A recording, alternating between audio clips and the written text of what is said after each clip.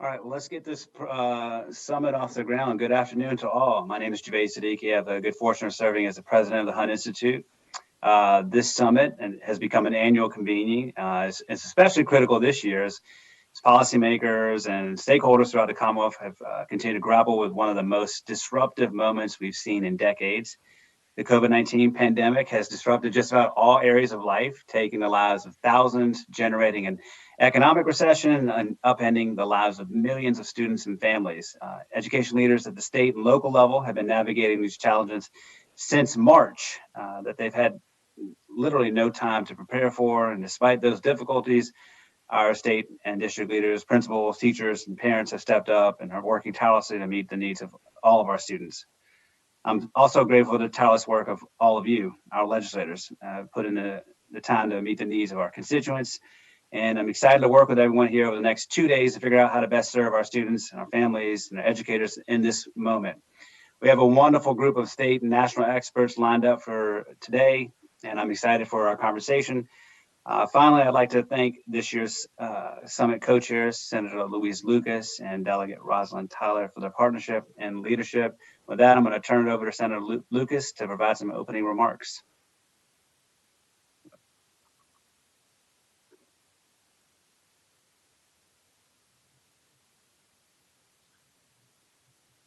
Senator Lucas, are you still with us? I think I just unmuted myself. Thank you, Dr. Siddiqui, and good afternoon, everybody. It's a pleasure for me to be here with all of you as we kick off the 2020 Virginia Education Summit. As you all know, the summit, like the previous 5 years, is a convening of the education committees to discuss what we think are some of the most pressing issues in the education continuum here in the Commonwealth. This year's summit will give legislators and attendees the opportunity to hear from state and national experts on these pressing issues. And as Dr. Siddiqui already mentioned, the conversations this year will look different from previous years, given how COVID-19, the current economic recession, and the fight for racial equality dominate the national landscape. I'm excited to work with all of you during the summit and think this time we will be incredibly important. This issue will be incredibly important as we prepare for the General Assembly and what that will turn into. Now I turn it over to Delegate Tyler to provide her remarks.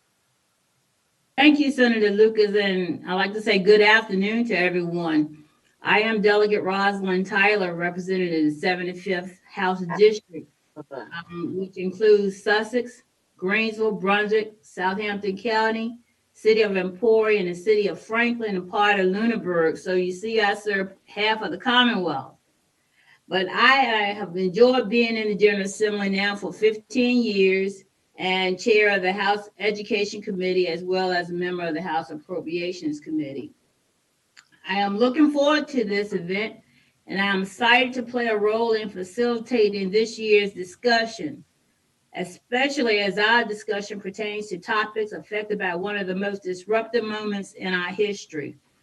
Today, we will be covering topics ranging from early childhood education to education diversity, and tomorrow we'll be focused on how to help the Commonwealth institutions of higher education best serve their students during this pandemic.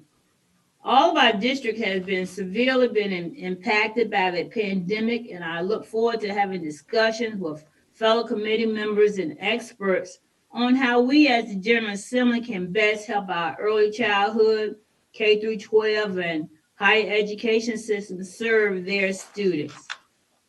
We will begin the summit this afternoon with a discussion on educators' diversity, focusing on how the Commonwealth can recruit and retain more teachers of color.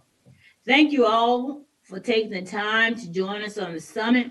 And I also would like to thank Dr. Siddiqui and the Hunt Institute for organizing and hosting the Virginia Education Summit today and tomorrow. So Dr. Siddiqui, turn it back over to you to transition into the next session.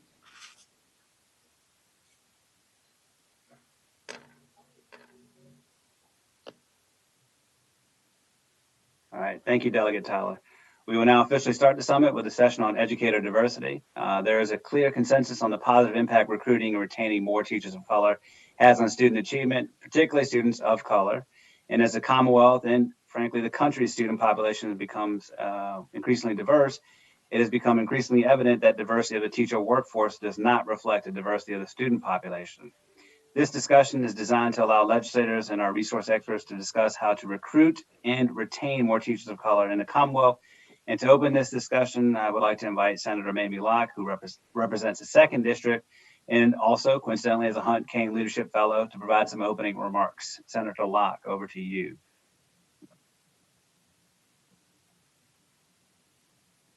Senator, you're still on mute.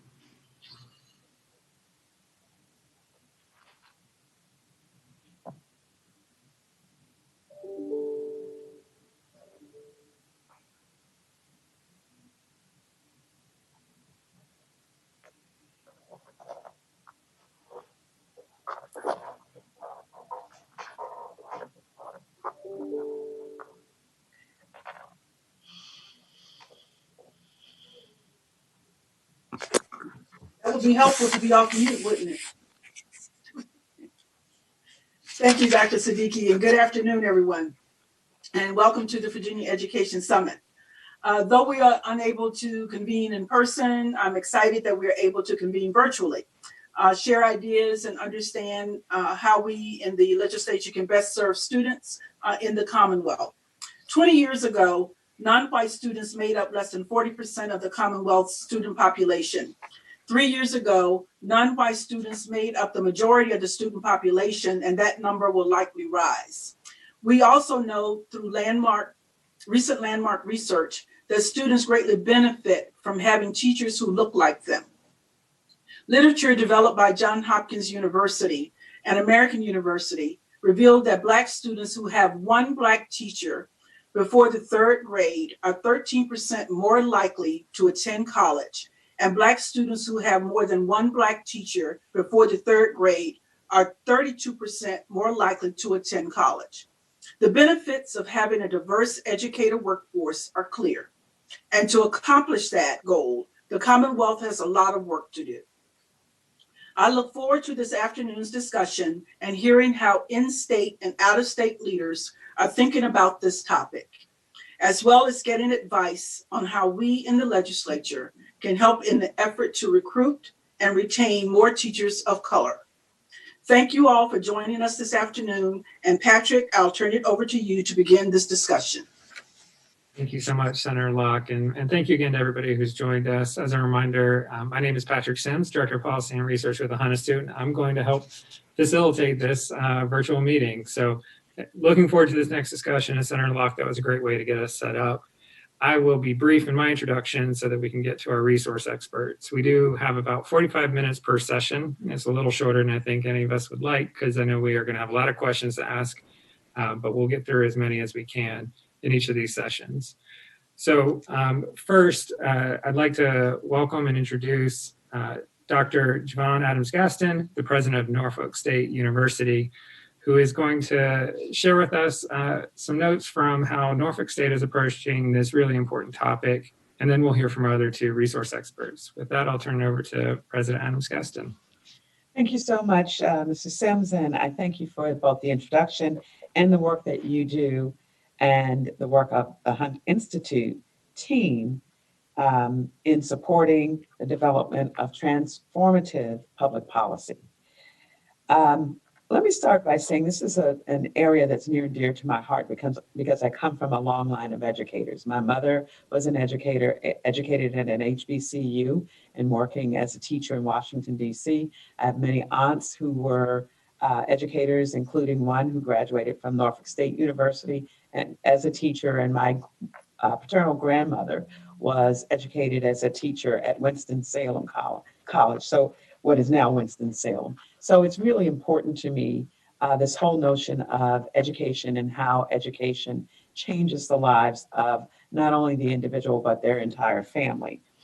As president of Norfolk State University and chair of the State Council of Higher Education for Virginia's Council on President's Equity in Action Task Force. I'm delighted to be a part of this important conversation. The value of educator diversity in Virginia's classrooms cannot be underestimated. It is critical and clear that we need a range of teachers from a range of backgrounds, and that diversity matters. I also want to thank, of course, Senator Mamie Locke and all the members of the General Assembly for supporting Virginia's institutions of higher education during the recent special session of the Virginia General Assembly. Thank you, and great praise and applause. Your investments in higher education will help spur economic growth and ensure that a college degree remains accessible. I'd also like to acknowledge the co-chairs of this summit, Senator Louise Lucas and Delegate Rosalind Tyler. Senator Lucas, who is near and dear to my heart, is a distinguished alum of Norfolk State University and is one of the university's strongest advocates in Richmond. NSU also benefits greatly from Delegate Tyler's strong leadership as chair of the House of Delegates Education Committee. As both are proud HBCU graduates, both Senator Lucas and Delegate Tyler deeply understand the significant value of an HBCU degree, and I and NSU really thank our legislators for your commitment to equity and opportunity in higher education. We are Virginia's largest HBCU, and Norfolk State University therefore plays an integral role in the work of advancing diversity in Virginia's teacher education pipeline. Over the past decade, our School of Education has prepared and graduated more than 1,100 future educators of color in the fields of early childhood education, elementary and secondary education, special education, and school leadership. In 2017, Norfolk State University joined with education leaders from across the Commonwealth as part of the Task Force on Diversifying Virginia's Educator Pipeline. The task force identified 3 barriers that prevent persons of color from becoming and remaining teachers. They included barrier 1, the length and cost of traditional teacher preparation pathway is disproportionate to the salary, which is particularly burdensome for our first generation college students and low income students who are often minorities, meaning if it costs more and you have more debt when you leave the institution than the jobs that you're able to get and the salary that you're able to command, that presents a barrier. Barrier 2, students are not exposed or made aware of pathways into the profession early enough, and nor are non-teaching majors aware of the potential pathways into the profession. And we're working hard to get that barrier removed. And finally, the provisional licensing route is underutilized, and teachers of color who are provisionally licensed in Virginia obtain full licensure at lower rates than their peers. So we really need to look into what is the provisional licensing route and what happens for individuals of color at the full licensure step. So at NSU, we're focused on tearing down the barriers that make it difficult for students of color to become educators. We begin with our commitment to access and affordability. We're one of the Commonwealth's most affordable public institutions of higher education. So we provide access to quality teacher preparation programs to low-income and first-generation students who are struggling with the challenges of economic insecurity. We believe no student's dream of becoming an educator should be put on hold because of lack of financial resources. And then innovation and commitment to meeting students where they are serves as a defining characteristic of NSU's School of Education. Some of our current teacher preparation initiatives include our Future Teacher Academy. It's a summer bridge program which prepares incoming freshmen, also rising sophomores, and transfer students for academic and career success through immersive activities. We know that bridge programs work, and so putting the funding into these bridge programs so that the students get things like tutoring, mentorship, preparation for initial licensure, change their direction and their trajectory towards success. And then NSU's Teacher Prep program provides teacher education program candidates with academic support for initial licensure and content area exams. And we know that is very important because we know that students of color often struggle with those tests. And so to the degree we can prepare them well, and we do prepare them well, they are successful. And then the HBCU Teach, also known as the U Teach program, is designed to increase the number of STEM educators of color entering secondary education classrooms. I often get to talk to students, and many of our students who are getting STEM degrees are not convinced that they want to go into the field. And so we offer them the opportunity to come into the educational field. Those who are in biology, chemistry, and mathematics, in order to pursue preparation and to pursue teacher preparation and licensure. And then our secondary education enhancement initiative, through the support of Title III funding, we've revised the curriculum for content programs, leading to an endorsement in education and teaching. So that focuses on streamlining programs to encourage smoother matriculation. And then Grow Your Own initiative. We've always been at NSU an integral part of the Hampton Roads community. And through the School of Education's Grow Your Own initiative, we're building partnerships with smaller, hard to staff school divisions.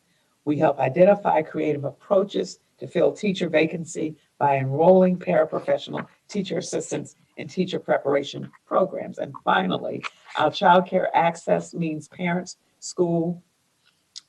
in school is really our child care support for teacher education candidates who would not be able to function were it not for child care issues being resolved through our child care program. So through innovation, community partnerships, and affordable access, we are breaking down the barriers for students of color, those that they used to face. We're helping them be able to pursue careers in education and contribute to the diversity of Virginia's educator workforce. And I would say, I'll stop there. Thank you so much, President. And we're excited now to be joined by Dr. Andrew Dare, the Dean of the School of Education at Virginia Commonwealth University. Dean Dare, welcome to the conversation. I'll turn it over to you. Fantastic. Thank you so much. I would like to begin by offering appreciation to the Hunt Institute and Dr. Javaid Siddiqui for hosting this Virginia Education Summit, and to Senator Lucas and Delegate Tyler for co-chairing this summit. Also, welcome to our lawmakers and those participating in this event. And I'm also excited to be alongside President Adams-Gaston and Provost Graham on this panel. I'm proud to serve as Dean of the VCU School of Education, and I'm honored to be on this panel.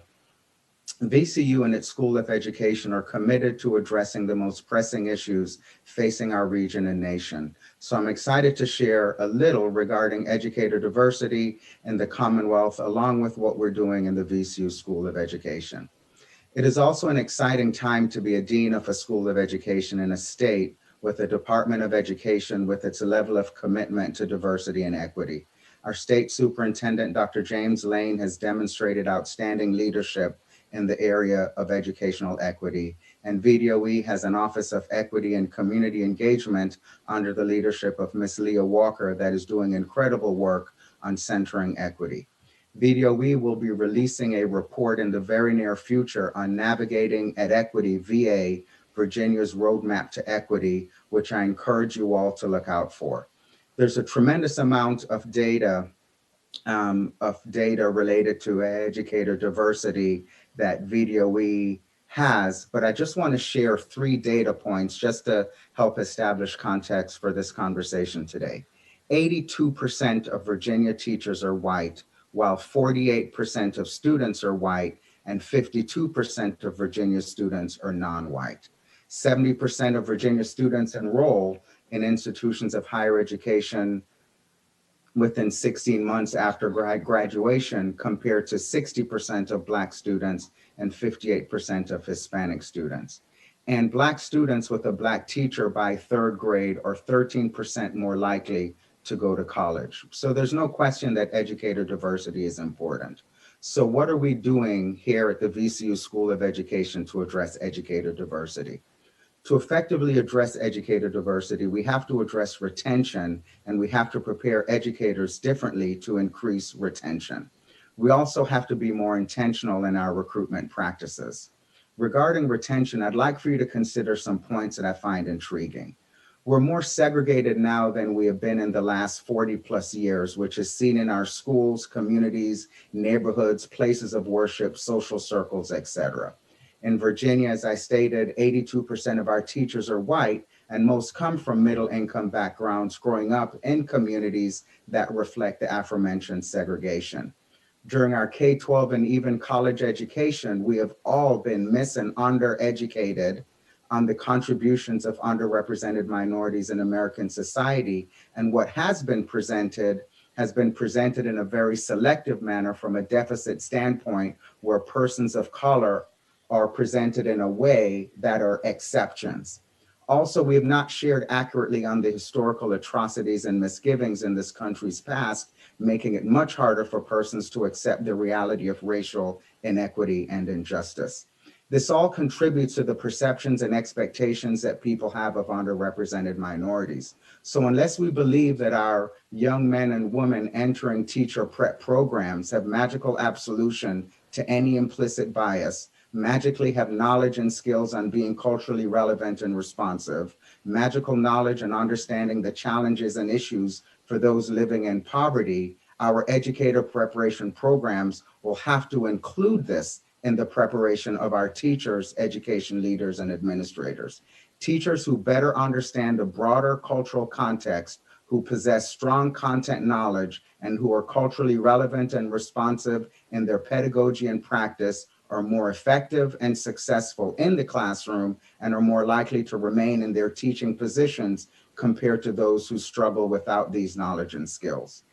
We're aggressively changing what we do in the VCU School of Education, including a 2-year commitment to decolonize the syllabi of all courses taught in our school, engaging our faculty and staff in critically reflective professional development to facilitate greater racial equity and inclusion in the classroom, launched an alumni induction support initiative where we are ramping up induction support for our recent graduates who are teaching in our highest need schools, and launched a Becoming an Anti-Racist Educator series to backfill knowledge, skills, and training on these issues through professional development offered to K-12 teachers, leaders, and administrators. Regarding recruitment, we have a number of initiatives in the VCU School of Education to support the recruitment of underrepresented minority teachers, to increase overall recruitment and ensure that our graduates will be successful and impactful with all school children, particularly our underrepresented minority school children and those living in poverty. In addition to our 5 new BSED programs, which puts us in the driver's seat for recruitment and educator preparation, we've launched initiatives such as Substitute Teaching the VCU Way, the Innovative Teacher Pipeline Program, and the VCU Pathways to Teaching Career Switcher Program. However, I'm also particularly excited about one of our newest centers, the Minority Educator Recruitment, Retention, and Equity Center, MERIC. MERIC was developed as a space to promote equity in recruiting, preparing, and retaining teachers of color. And MERIC's mission is aligned with the learning goals of this summit. And most importantly, we're open to partnering with other institutions of higher education and school divisions. We have seed funding from the National Center for Teacher Residencies, and I've committed our own dollars to advancing this center. In conclusion, in the VCU School of Education, we take seriously our responsibility to help address the most pressing issues affecting our community and its children. Immediate and innovative action is required to address the challenges facing educator preparation, particularly educator diversity. The challenges faced by many of our school children and in many of our schools are not average and will not be met with average efforts. At the VCU School of Education, we're striving to be bold and aspirational in our desires and efforts to address these challenges. Thank you. Thank you so much, Dean Dare. Appreciate those remarks. And next, we're going to turn to someone that we've been partnering with in North Carolina on this very topic and who is a great leader in the state on it. Dr. Anthony Graham, Provost at Winston-Salem State University. I'll turn it over to you. Thank you, Patrick, and good afternoon, everyone. I certainly hope each and every one of you is well and you remain safe and healthy during this time. Thank you, Dr. Siddiqui and the Hunt Institute for inviting me to engage in this conversation. I'm honored to serve on this panel alongside Dr. Adams-Gaston and Dr. Dare. And I commend you all for engaging in this discussion. It's critically important. Like Dr. Adams-Gaston, this topic is very personal and near and dear to my heart. I am a former high school English teacher, a former faculty member in the teacher preparation program at North Carolina A&T State University, former department chair of the educator preparation program, and the former dean of the College of Education at North Carolina A&T State University. And I'm honored to serve as the provost at Winston-Salem State University, which has a very prominent and long history in preparing teachers of color in the United States.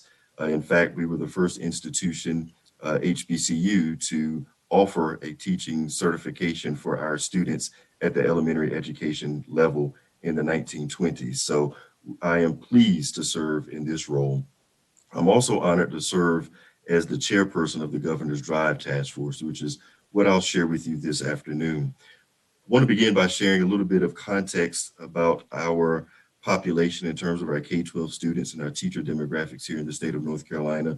Then I want to talk briefly about the Drive Task Force and what the charge is for that particular group, and then my role as the chairperson of the Drive Task Force. So very quickly, in terms of North Carolina demographics, between 2010 and 2019, the white population share in the state of North Carolina has declined from about 65% to about 62%, whereas our Hispanic Latino population and Pacific Islander population has increased slightly, and our African American and American Indian and Alaska Native population has remained constant.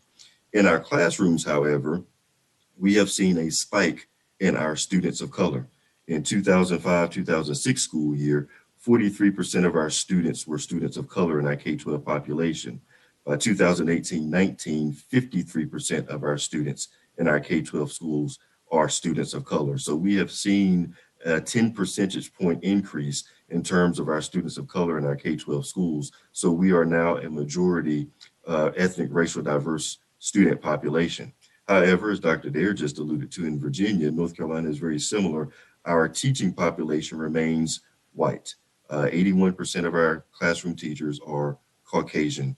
And if you look at our educator preparation programs, our traditional educator preparation programs, as I've been saying, there's little help along the way in terms of diversity. 81% of our students in our educator preparation programs are white students. And that's given 11 historically minority serving institutions in the state of North Carolina. So when you begin to think about that context, I was very pleased to see Governor Cooper issue Executive Order number 113 in December of 2019, establishing a task force focused on developing a representative and inclusive vision for education, or the DRIVE Task Force. This task force has been charged with executing a plan that would help diversify the educator workforce so that it mirrors the state's diverse public school student population. So our charge is to develop this plan, construct this plan, and issue it to the governor by January 1 of 2021. This task force is comprised of about 32 members, and we have representatives who are state policymakers. We have individuals who are from the K-12 sector. So we have classroom teachers, we have principals, we have superintendents, we have representatives from our educator preparation programs, our public and private institutions. We have early childhood representatives, and we have parents of K-12 students, all working on this task force with the explicit charge of developing an actionable plan that we will hand to Governor Cooper.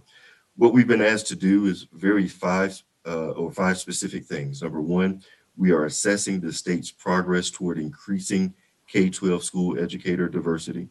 Number two, we've been asked to identify short-term, midterm, and long-term strategies to increase educator diversity. Number three, we've been asked to identify existing assets or assets that we might bring to bear that would help with recruiting, retaining, and supporting educators of color. Number four, we've been asked to propose metrics and standards to evaluate success in those short-term, midterm, and long-term areas. And finally, we've been asked to offer those recommendations, but to do so in a prioritized way so that we can turn them into actionable strategy. What we've been doing, though, as a task force is thinking about this pipeline, thinking about the recruitment of educators of color, and not only in terms of the recruitment of students of color into educator preparation programs, but also the recruitment of people of color into teaching positions in our K-12 school districts. We've been analyzing the preparation of educators of color, looking at our traditional programs, but also looking at our non-traditional pathways. And we've been looking at the support and retention of educators of color, thinking about the pathways, thinking about the pipeline, and the things that we can do to exert change in those spaces. As the task force chairperson, what I've really been pushing the task force to do, however, is to dig deeper. What I did not want to see and what I do not want to see are superficial solutions or superficial recommendations. I've really been pushing us to think about systemic change, undoing or reconceptualizing policies, thinking differently about standards, thinking differently about our accountability models. What we should be doing as a task force is really upending the existing system, if you will, and creating a new so that we're transforming what we're doing relative to diversifying the educator workforce. So in that space, we've been very focused on conducting root cause analyses, thinking about those focal areas of recruitment, preparation, support, and retention. I've been pushing the task force to delve deeper, thinking about anti-racist, anti-bias, culturally responsive, culturally relevant, culturally sustaining efforts, and really thinking about ways that we can center our historically minority serving institutions in the state of North Carolina. We are fortunate in the state of North Carolina to have 11 historically minority serving institutions. But oftentimes in these conversations, these institutions are on the margins and they're disenfranchised in terms of leading the way. So the task force is now thinking about how do we center what's been occurring at these institutions and how do we ensure that they become the beacons of light as we think about reconceptualizing and undoing the systems that have unfortunately produced the conditions that we're facing today. So that's the work that we're doing in North Carolina. I won't go on too much longer. I want to make sure that I leave some time for some question and answer. I'm more than willing to engage in conversation about what we're doing as a Drive Task Force, and I look forward to the conversation. Thank you so much, Dr. Graham. And so now I'd like to offer the floor to any legislators who have any questions you would like to ask. I know we heard a lot of different ways at addressing this very complex problem that we have right now. And so welcome anyone to jump in with any questions. And as a reminder, as we go forward, once somebody has come in, we'll let somebody jump in here if they'd like, but please feel free to put in the chat at any point that you have a question and we'll get to you as soon as we can. So any questions? Hey, Patrick, this is David Bolova. Yes, please. Thank you. And those were really good presentations. Appreciate that very, very much. I think it was the first one in terms of the different barriers. And one of the barriers that was mentioned and highlighted was students not being exposed early enough to the potential of being of having teaching as a career. And a couple years ago, I want to say this was 2 or 3 years ago, we had passed legislation that required a course in career exploration in either 7th or 8th grade. And so the idea was to get at that, expanding and broadening, a student's, worldview of what they might want to do. And I'm just curious whether you're aware of that, whether that's working, whether there's other things that we need to focus on in order to make that happen. But I agree, if students aren't thinking about this as a career opportunity, you're really playing catch up by the time they get up into high school and college. Well, I'd be happy just to say a quick point about that. And thank you for that question. One of the things that happens is that you need young people to see that education, being an educator, is a pathway that they're interested in and that can be a pathway for success. So that, 7th, 8th grade sort of beginning to really understand what are the options is really important. But that has to be paired with how we as a a nation and a community respect and honor our educators. If it's too difficult for educators to do their jobs, if the classrooms are too large, if the pay is such that they're struggling, then we don't have the models that we're looking for in people who are really, really committed to being excellent teachers. So how do we make sure that that piece happens? And then the other piece is once they come to the university. I was just talking to a young student the other day, and they're in a science major right now and really feeling pressured to continue on a science path after they graduate, when what they really want to do and what they feel like they've always wanted to do all their life is to be a teacher. And we talked about you can be a teacher with that science focus, and now it's not too late, but really feeling a lot of pressure because externally, it's not always the case that people are valuing our educators in the ways that we need them valued in order for them to be successful. So it's a both end. We have to teach young people to be exposed to a number of things in middle school and junior high school. But then when they come to the university, and many of the students are up against loans and other things that they'll have to repay, we have to make sure that we have a system where, one, they can get through. And so I want to really applaud Senator Locke for her resolution with the Virginia Department of Education to study teacher licensure process to make sure there's no bias. And that's something that's very real, and we've got to be willing to look at so that when they do go into teaching, they come out and they can actually be in the profession and be licensed. But also early on, how are we helping them make those decisions? And Dr. Adams-Gaston, I'd like to add, first I want to echo what you said so eloquently. The narrative around teaching has to change as a community. Unfortunately, when you are engaging people in conversations about pursuing the teaching profession, you often hear, oftentimes from parents of prospective students, that's a profession that I don't want my child entering. The salary's too low, the hours are too long, disrespectful tone, it's not revered. So all of the narrative around teaching has to shift. The other thing that I would say, I commend you all for having an introductory course in the middle grades to expose people to education. I would argue we need to push that down even farther though. We need to be thinking about third grade, fourth grade. Here in North Carolina, I always point to Duke University. They have what's called the Duke TIP program, which exposes elementary students to STEM professions. And that begins as early as the fourth grade. If we're waiting until the seventh or eighth grade, think about all the other professions that have exposed themselves, if you will, to our students. So we're playing catch up yet again. So we have to think about ways that we can stop playing catch up and begin to be more aggressive and intentional at a very early age. But the narrative around the profession must change. This is Glenn. And I appreciate those comments because that's exactly what I think the issue is.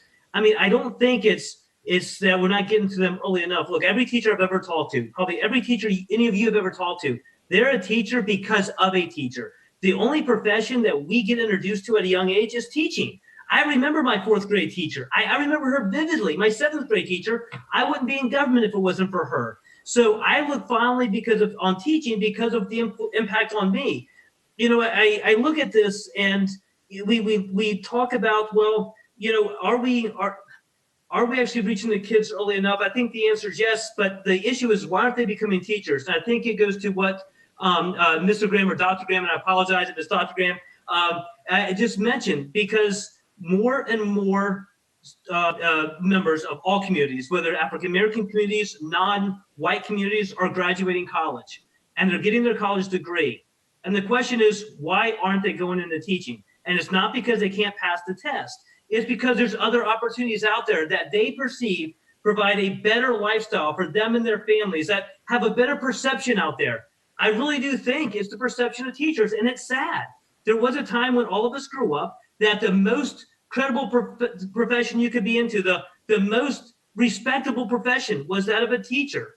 And you look on TV and it's not on TV anymore. And you look at how students teach teachers and it's not in the classroom anymore. I think we have to work on that profession because it's hurting across the board. And unless we get that flipped, it doesn't matter how many more people get a college degree or we talk to about teaching. If they don't come out of school with their friends saying, that's awesome, you'll make a great teacher, we're not going to see more teachers. Delegate Davis, thank you. I appreciate that. And I do welcome reflections from the panelists. But first, I want to also go ahead and get a question from Delegate Guzman, who is waiting. Thank you, Patrick. So I had a couple of points. Number one, I would say that I was reading the newspaper this morning and I saw that the University of Virginia had early applications for students to the class of 2025. It was good news to me, you know, that these children are looking at young age to already thinking about the future and getting higher education, which was great. But on the comments when we're looking to diversify the workforce in teaching, I had to reflect that in the past, I went to graduate school in California. And as I remember, I never had a Latino professor. And I never thought about it until one person asked me about that. So, and now I'm an elected official where I have to represent, you know, the immigrant community, the Latinx community, and I have to look at the people who have decided to be involved in government. I could say that there is a lot of young girls out there and young boys could look like me, and after seeing an elected official, they are like, hey, I can do that too. With that being said, I think that's in order to diversify the teaching profession, it could not be that hard, and we don't have to look at it as a long-term goal. Actually, anytime a teacher applies for a job, they could have to disclose their race information. That should be, you know, a unique identifier that we could use when we are in the recruitment process. So my question, Patrick, would be if we will be willing to look at that as a short-term goal instead of talking about the future when there is tangible information before us that we could use. Thank you. Thank you. Would anyone in particular like to start on that? As well as with Delegate Davis's remarks, reflection there. Well, I'll just say a couple of words. I think the beauty and the opportunity with HBCUs and MSIs is that our students do get to see reflected in their everyday experience individuals who look like themselves and who have been significantly successful.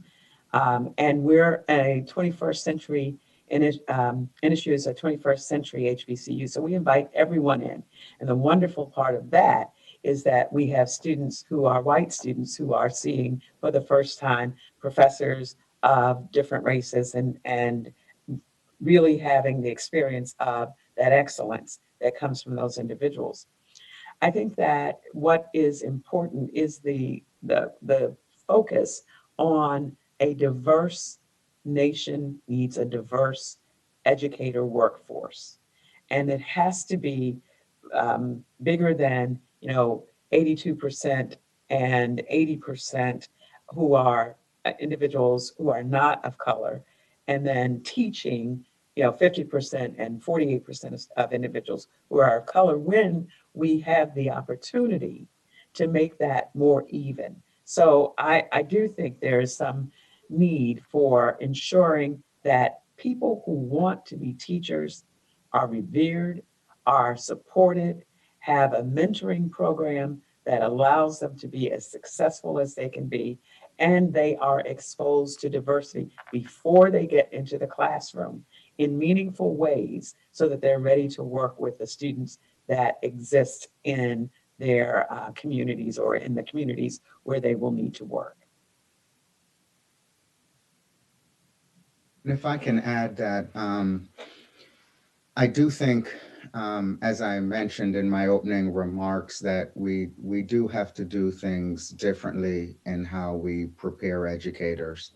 As I mentioned, we're more segregated now than we've been in a very, very long time, and if we have to be intentional in our educator preparation programs to provide our candidates with, and to be intentional in providing our candidates the knowledge, skills, and trainings that they need to be culturally relevant and responsive.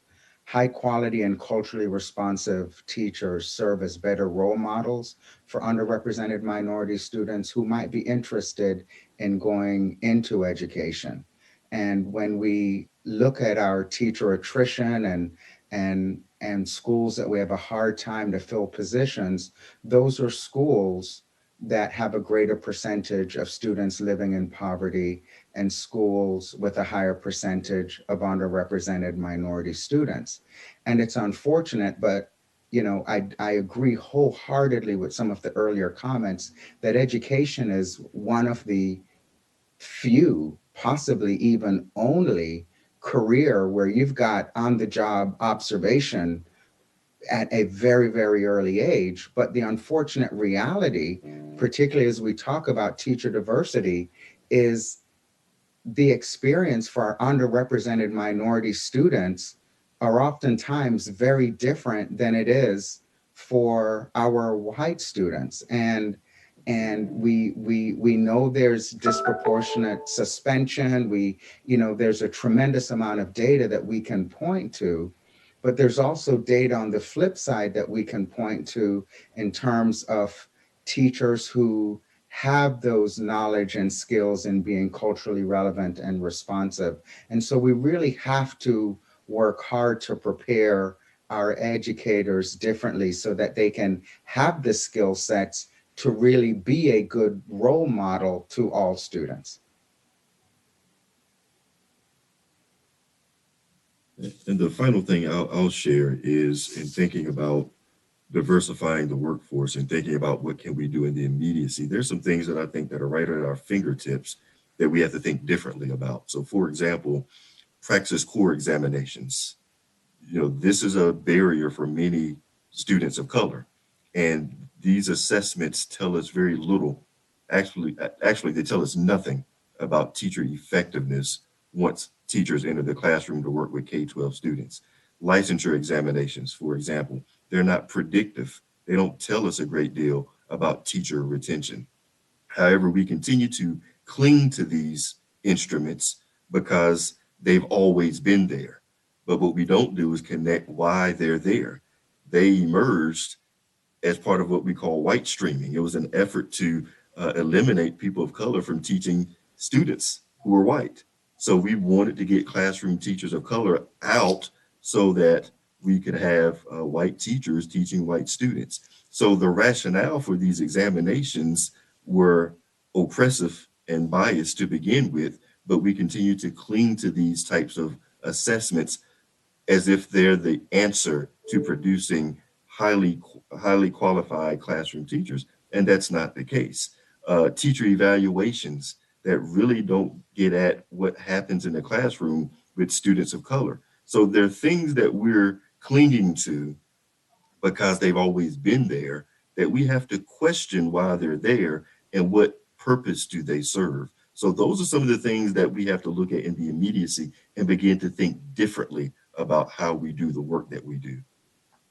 Thank you, Dr. Graham. We have a little under 10 minutes left. And again, I apologize. These are shorter than we would like, but we're trying not to make you sit in front of a Zoom too much and get you to special session.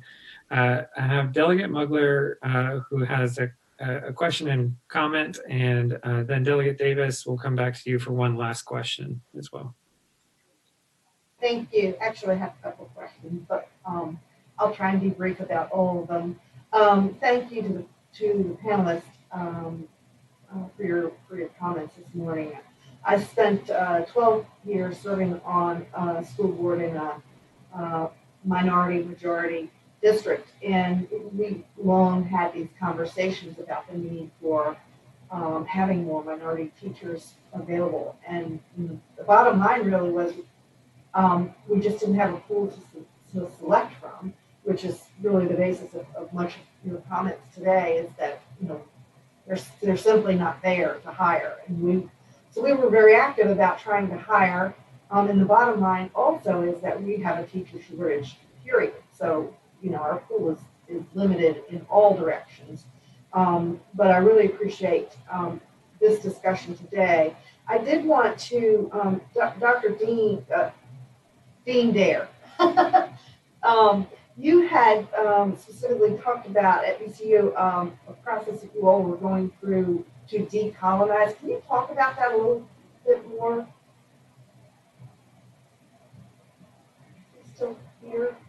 Yes. I'm sorry. I'm having issues with that almighty mute button.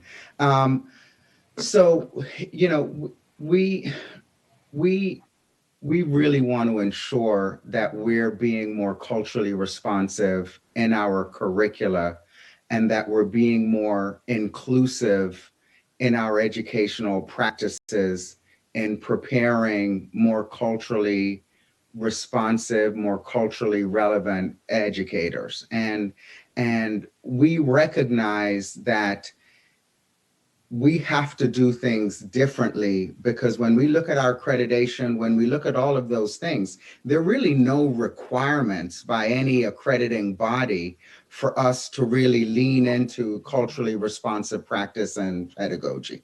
And so we have to be intentional if we want to do that. And so decolonizing the curriculum is create spaces and resources for dialogue among all members within our schools. And it helps us to really imagine and envision inclusion of cultures and knowledge within and knowledge systems within our curriculum.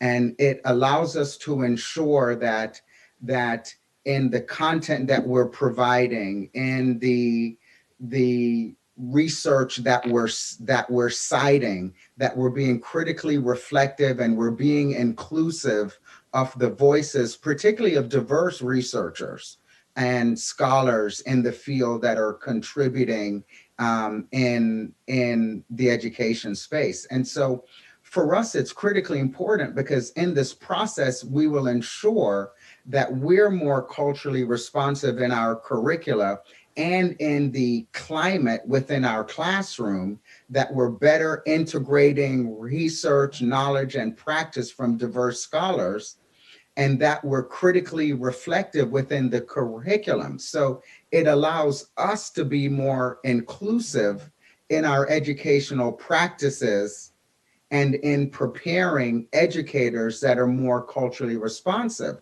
And we're also modeling what our educators need to be doing in the classroom. So it allows us to be stronger in our preparation, and it allows us to be better role models for those folks who are going to have their own classrooms in a few years. Thank you, Dean Dare. Very helpful. So we have just a couple minutes left, and Delegate Davis, I think you in particular had a question for our HBCU leaders, so maybe we could, with that, close out with this question. I appreciate it. So last year, there was a bill that provided scholarships for individuals going to HBCUs to come back to where they grew up and enter the classroom for an equal number of years. And my question is, since in many cases, this is trying to get a person to go down one route teaching versus other options that they have, for the presidents out there, would this move a needle? I know we want to help people that already want to become a teacher and go back into the classroom where they grew up, but would this $5,000 and $10,000 help widen that opportunity of individuals that would consider going and becoming a teacher, going back into the classroom for a few years? I would say, yes, it has that potential. It at least gives a first opportunity for people to look at their educational pursuit and not feel burdened by so much loan debt. So that's going to be important, but it's got to be joined with how and what can they expect when they get out of the higher education environment and into the world of teaching. So salaries are going to be important. Mentoring is going to be important. A sense of, I would agree with most of you. Coming from the family I came from, being a teacher was a revered profession. Everybody thought the world of the folks in my family who were willing to teach. And I recognize that for many of them, they gave lifeblood in order to teach young people and to get them moved along. So yes, it's great that we can help defray some costs which are critical so that people can actually do what they want to do, which is to become teachers or can come into a field that they had not previously considered and then become teachers. But we also have to have on the other side this piece that has to do with can I make a living? And is this not the hardest job that exists in the nation? Because we've looked at education and we've removed those barriers. And I really want to get back to what Provost Graham said, which is really, really important. And that is the testing that is necessary versus the testing that just is a barrier. And too much of the testing is just barrier based. Thank you, President Adams-Gaston. And Dr. Graham, we are running up against time, but would you like to close us out? Sure. All I will add is absolutely those funds will assist. Here in North Carolina, we have something similar with our Teaching Fellows program. But to Dr. Adams-Gaston's point, it's about the ecosystem. And if we're not looking at the entirety of the ecosystem and questioning what can we do differently within that ecosystem, then those dollars really won't go as far as they can go.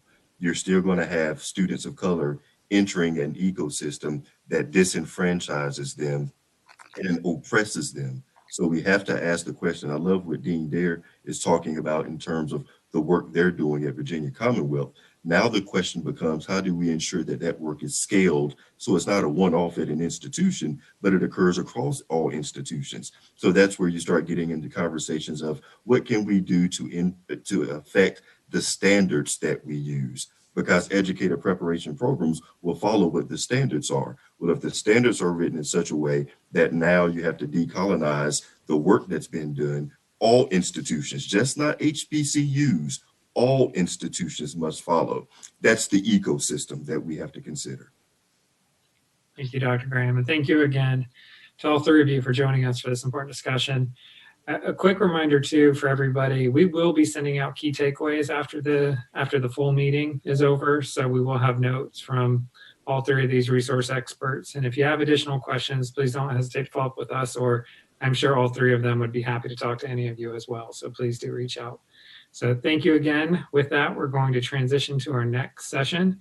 We're going to switch a little bit, moving into early childhood. And in addition to all the great work that you, the General Assembly, has done to promote the importance of early childhood and think about how to structure it to create better opportunities for all the children in Virginia, we have three leaders in the state, or in the Commonwealth, excuse me, who have been instrumental in making positive changes there as well. And with that, we're going to first go to the First Lady, Pamela Northam, to provide us some opening remarks before we get to our other resource experts. First Lady.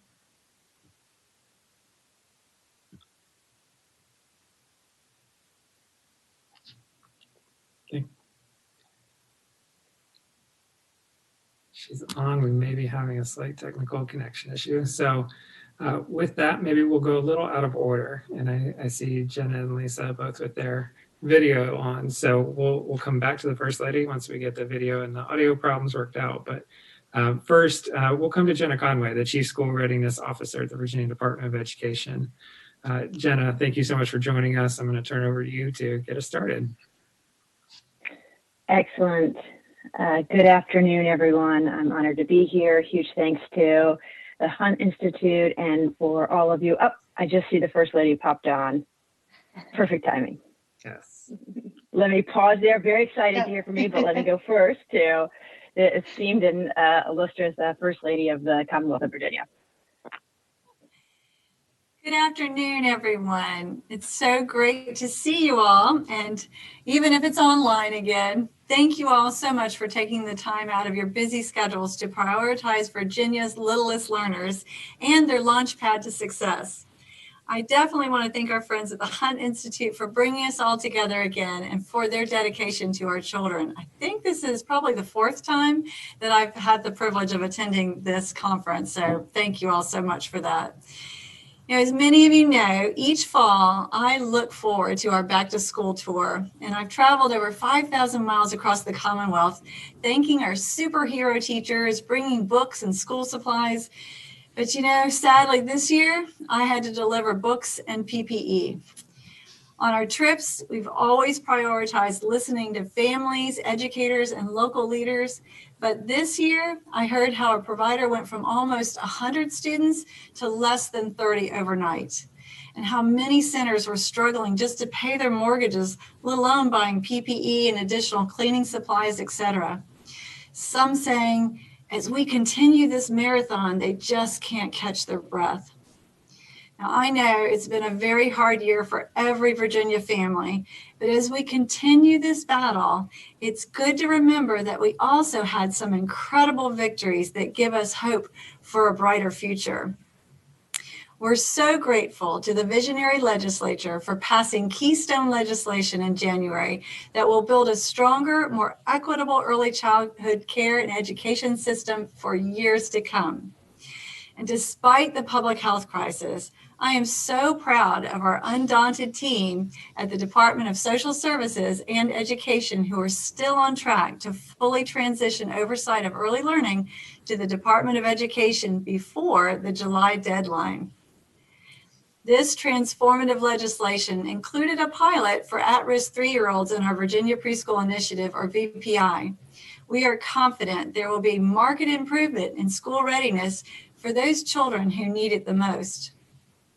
My granddaddy used to say, "Darling, you better put your money where your mouth is."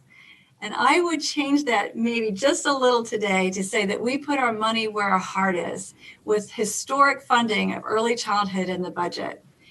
And while we were, of course, deeply disappointed in the financial downturn because of COVID, we were able to quickly make $138 million in emergency federal funding available over the past 8 months to stabilize the child care and early learning field and ensure working families have access to quality care.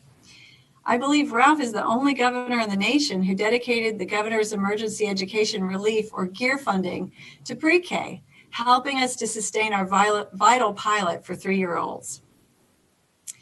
The unsung heroes of this pandemic have been our early educators who have gone above and beyond to courageously and creatively adapt to changing health and safety guidelines, and they have kept outbreaks remarkably low. Over 2,000 child care providers remain open today thanks to this dedicated workforce, which we know now is most often unrecognized and underpaid.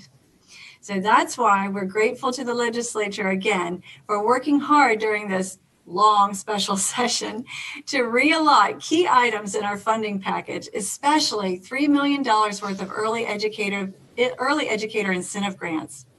Because of you, this has dramatically increased teacher retention rates in childcare centers and family day homes, where we know teachers are overwhelmingly women of color and are paid less than their peers in school-based settings, giving them some breathing room again.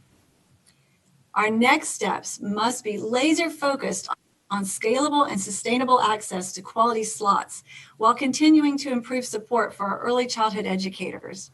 We'll have more details soon for you in January, and we look forward to continuing to work with our colleagues in the House and the Senate to ensure all Virginia children have the tools they need to succeed.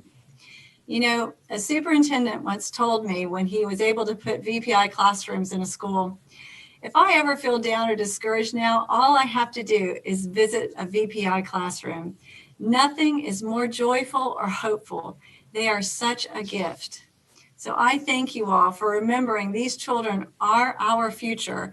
Early childhood education is the key to getting our parents, especially women, back to work, getting our economy back on track, educating citizens and the workforce of tomorrow. All experts agree it is the best investment we will make.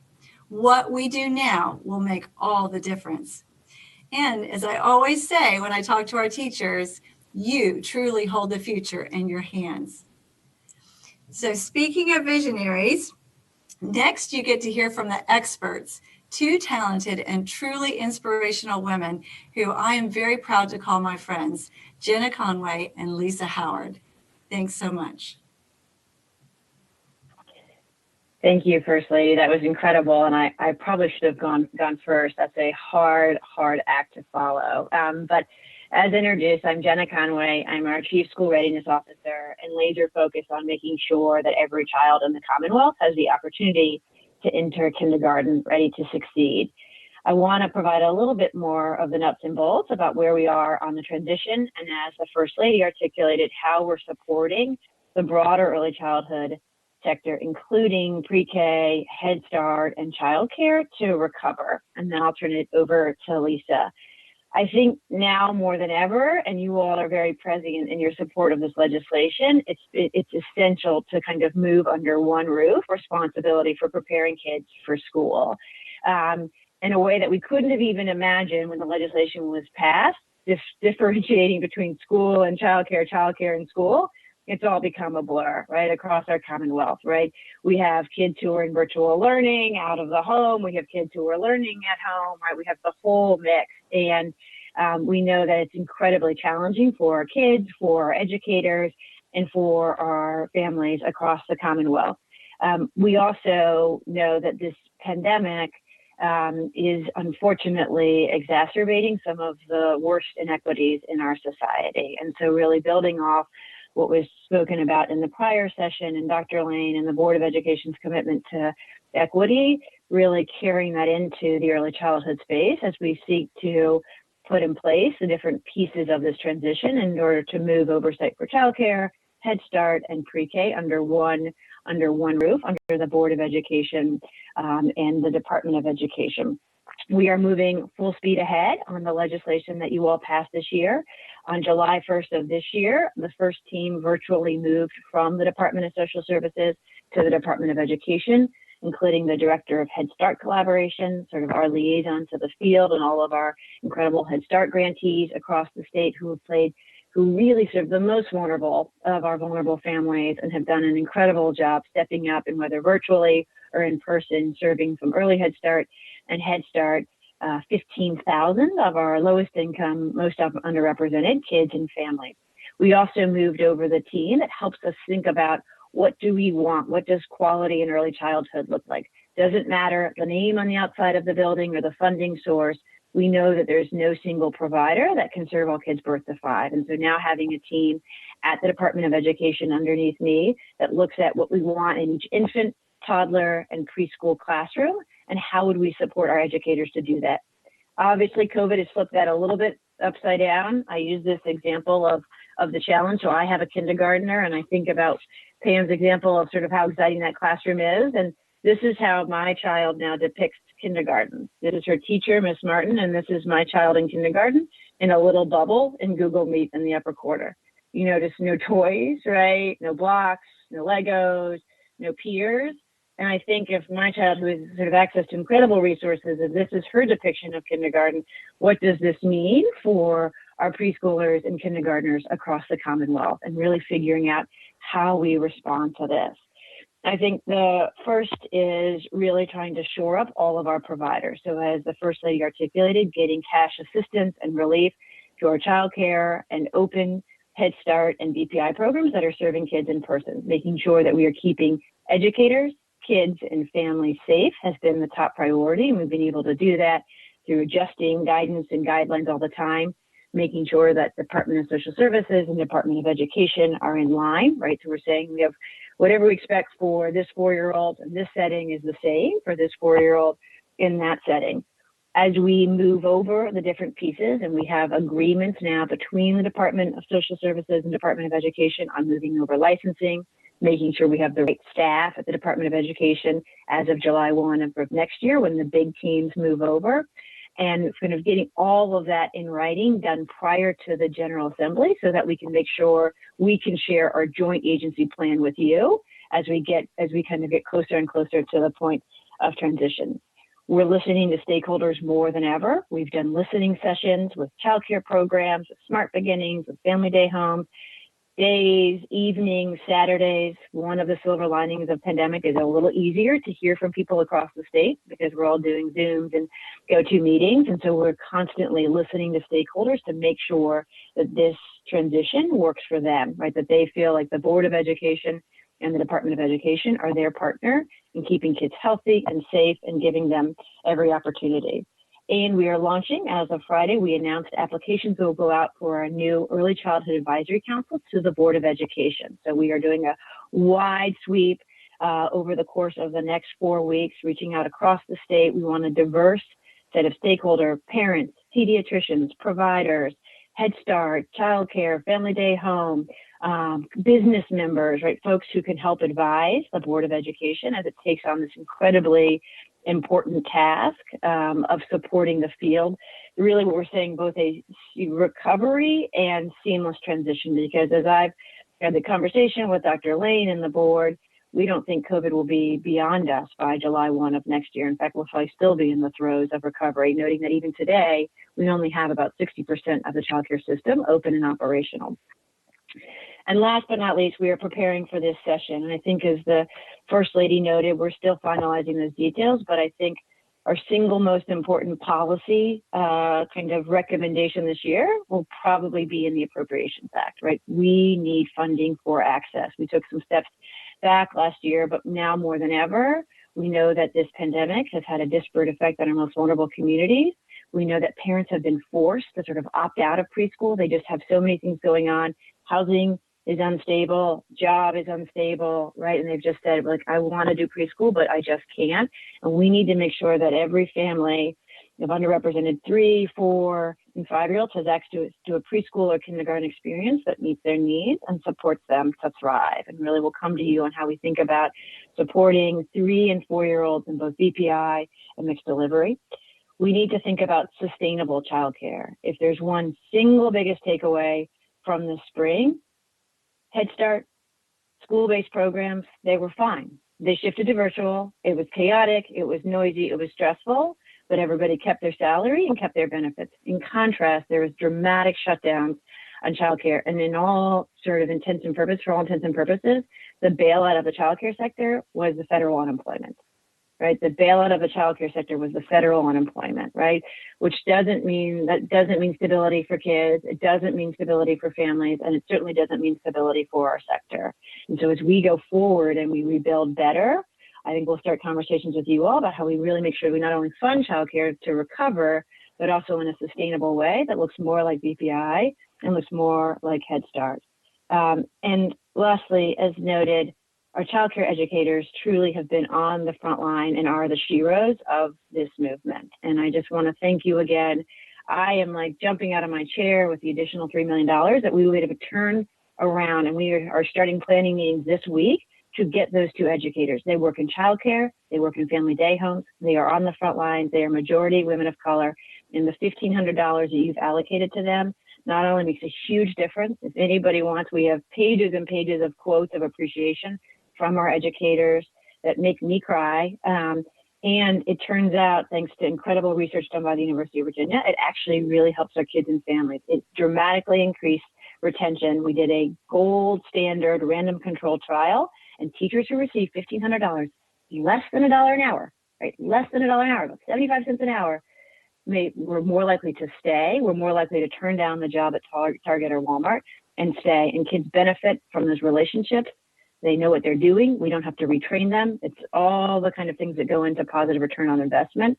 And we will probably, thanks to sort of the success here, we'll come and bring you those results and hope that we can figure out as a Commonwealth how to make really unique and innovative direct investments in our educators who have enabled moms like me to keep on working, as well as to sort of support our economic recovery. So really tough times, but we are bringing the sector back, and we will certainly need your help come the General Assembly this year, with our single biggest, most important policy maneuvers probably going to be in the form of the budget.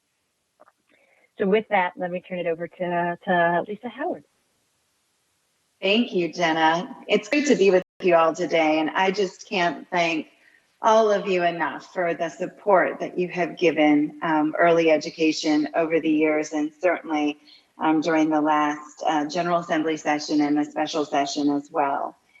And I just have to give, a real shout out to Jenna and the First Lady and their teams, because they truly, as you heard from both of them today, have fought for every single dollar. available through the CARES Act for early educators and early education programs and our children. And they have really pivoted during this crisis, to really handle the crisis and help these programs to survive and thrive, as well as, you heard from Jenna, really keeping the transition moving forward and keeping this work moving in the right direction for kids. So I can't say enough great things to both of you for all that you have done. And thanks to the Hunt Institute and our legislature for their support.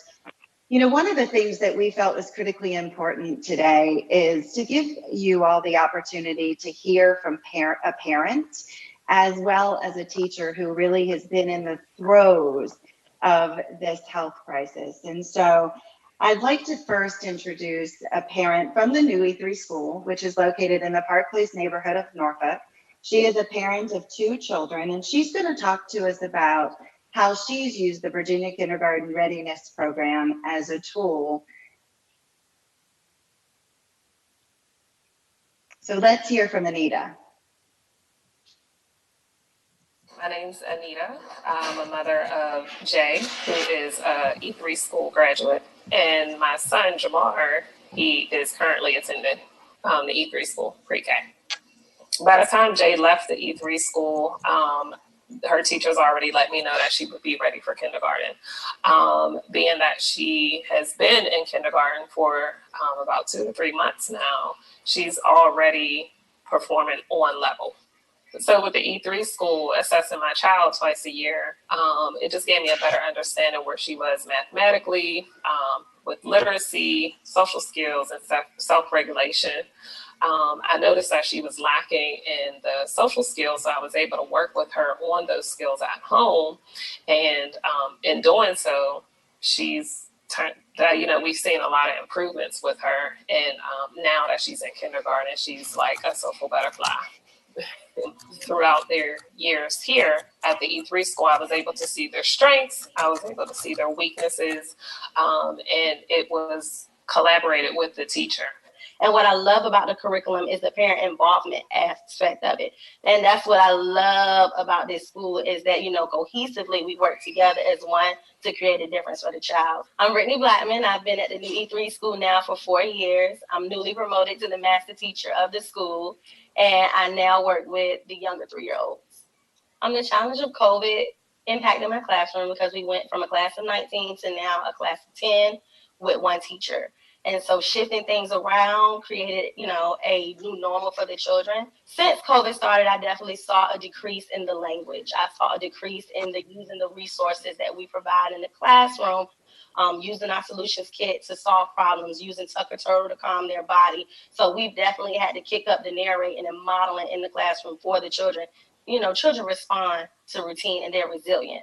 So the routine was the same. To me, it was the interactions that were changing. It was the interactions of having 2 teachers, the interaction of having 20 friends, now down to 10 friends. It was the relationships that I felt like were changing. And so as a teacher, the routine is the same, but now we have to be creative in keeping that relationship and that bond there. COVID has impacted the children in the classroom because they are now having to separate a little bit more from their friends. They're definitely needing more support with regulating. They're not understanding why they have to sit apart. They're not understanding why they need distance and space from friends. They're not understanding why they can't interact with friends on the other side. But as the teacher, we have to intercept that, kind of decode it, and then figure out how we can support each child. So definitely a lot of quality time was one thing that we had to kick up when COVID started and when they came back in the classroom. A lot of one-on-one and a lot of banking to give them that support. So definitely trying to have what they had before, prior to COVID, which was that teacher-child relationship and peer-to-peer relationship was the most challenging thing that came about from COVID.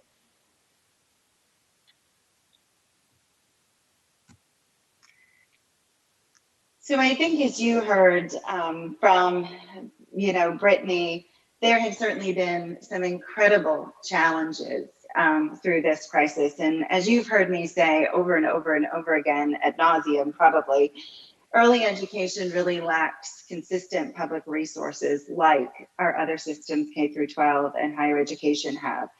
Many of our programs rely on subsidies, and those subsidies are tied to attendance and enrollment and fluctuate. And so honestly, as I think about it, if our school had relied solely on parents' ability to pay and subsidies, we quite honestly may not be open today. The challenges of COVID really, come down to enrollment being down, revenue being down, regulation up, regulation from CDC, the Virginia Department of Health, Virginia Department of Social Services, and the Department of Labor. And as you heard from Brittany, while you're trying to manage the health and the safety side, you're also trying to manage the quality side and really making sure that your teachers are safe, your children are safe, and your families are safe. And it has been an incredible challenge to balance the health and safety as well as the quality. But this sector has proven that it can be managed, and it can be managed effectively.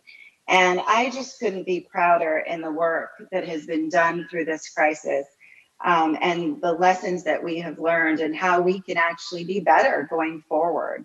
And as we think about Virginia's economic recovery, and childcare and early education play a really critical role, as you heard from Jenna and the First Lady, not only in making sure that our kids get a strong start, but also in providing just this really critically important opportunity for children to have access to high quality and for working families.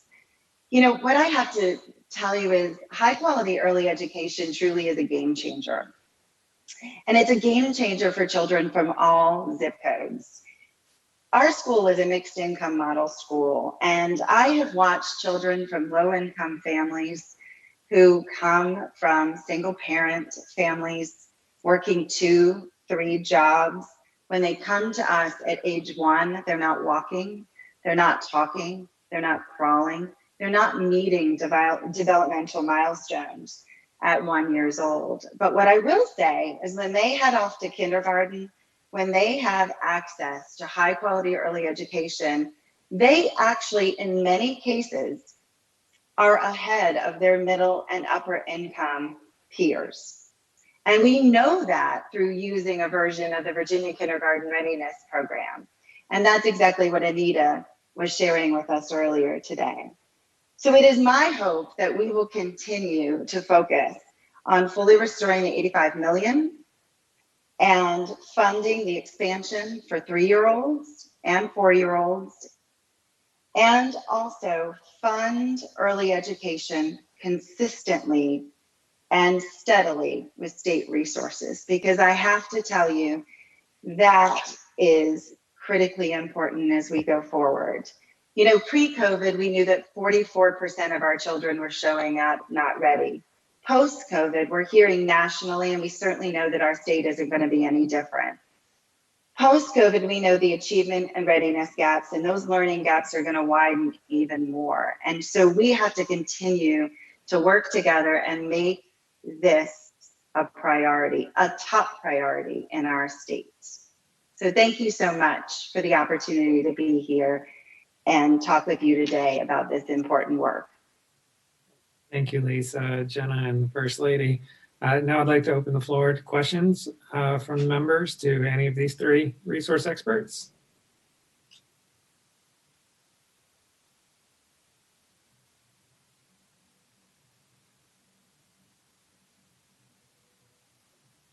I do have questions if nobody else at the moment does, if we're being a little quiet and shy.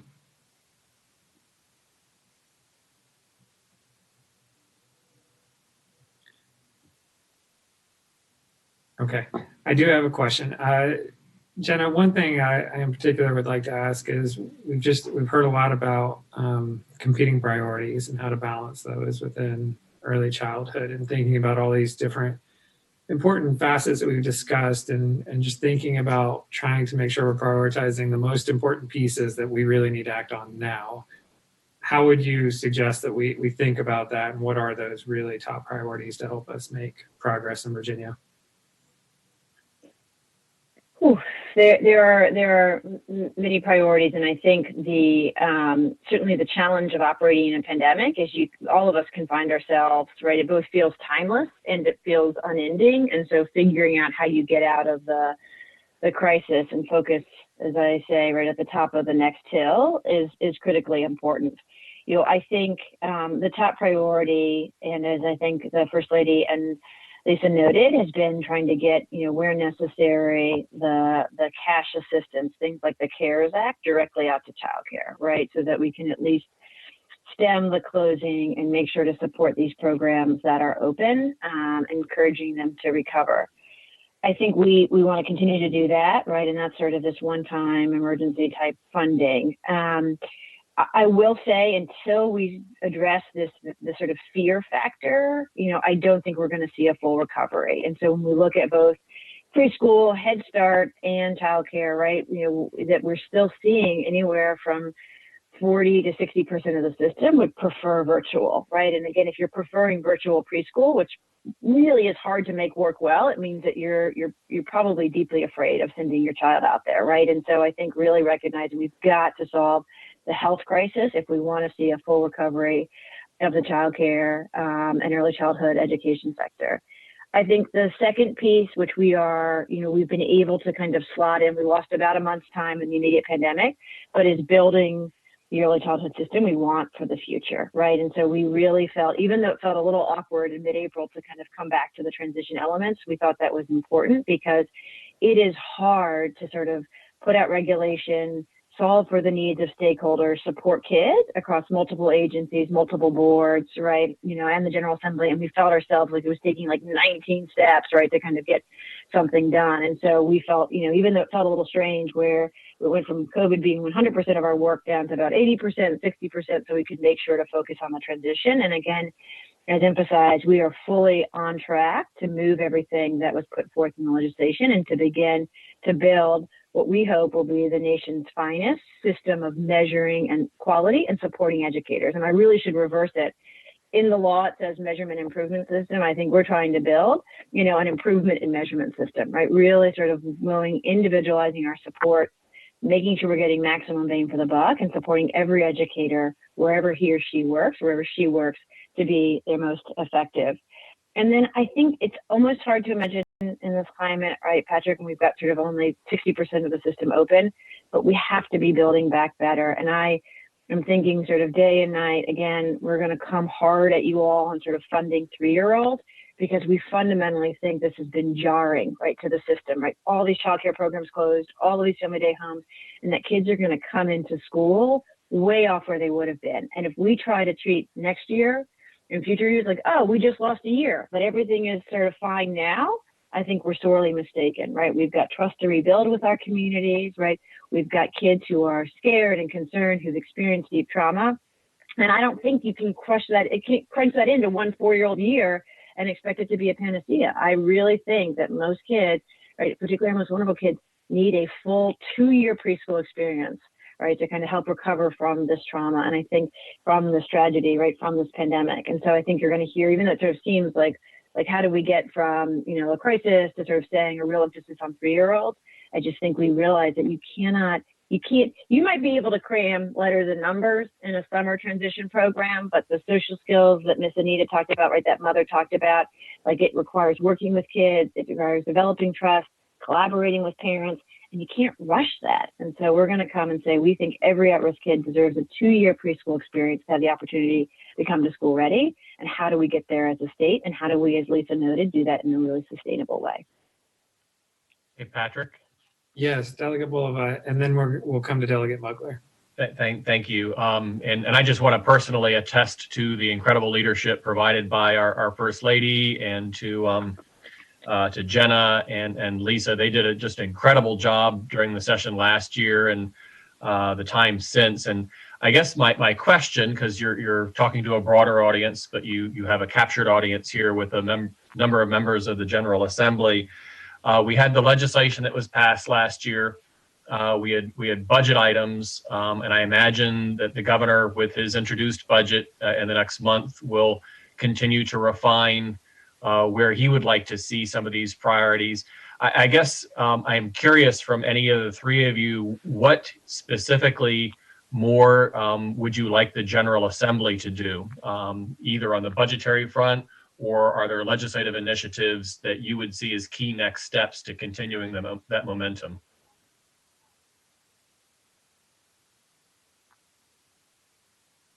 First Lady, do you want to go or do you want me to? Sure. Well, I so appreciate you, sir, and your wonderful work in this area and your knowledge base. It's great to have friends and experts that can talk to other friends and help them to understand the importance of this work. You know, it will be important. I think a funding stream, a solid funding stream, is echoed by both Jenna and Lisa, is going to be strategic. If we want this work to continue, it has to be scalable and sustainable. I've said that from day one.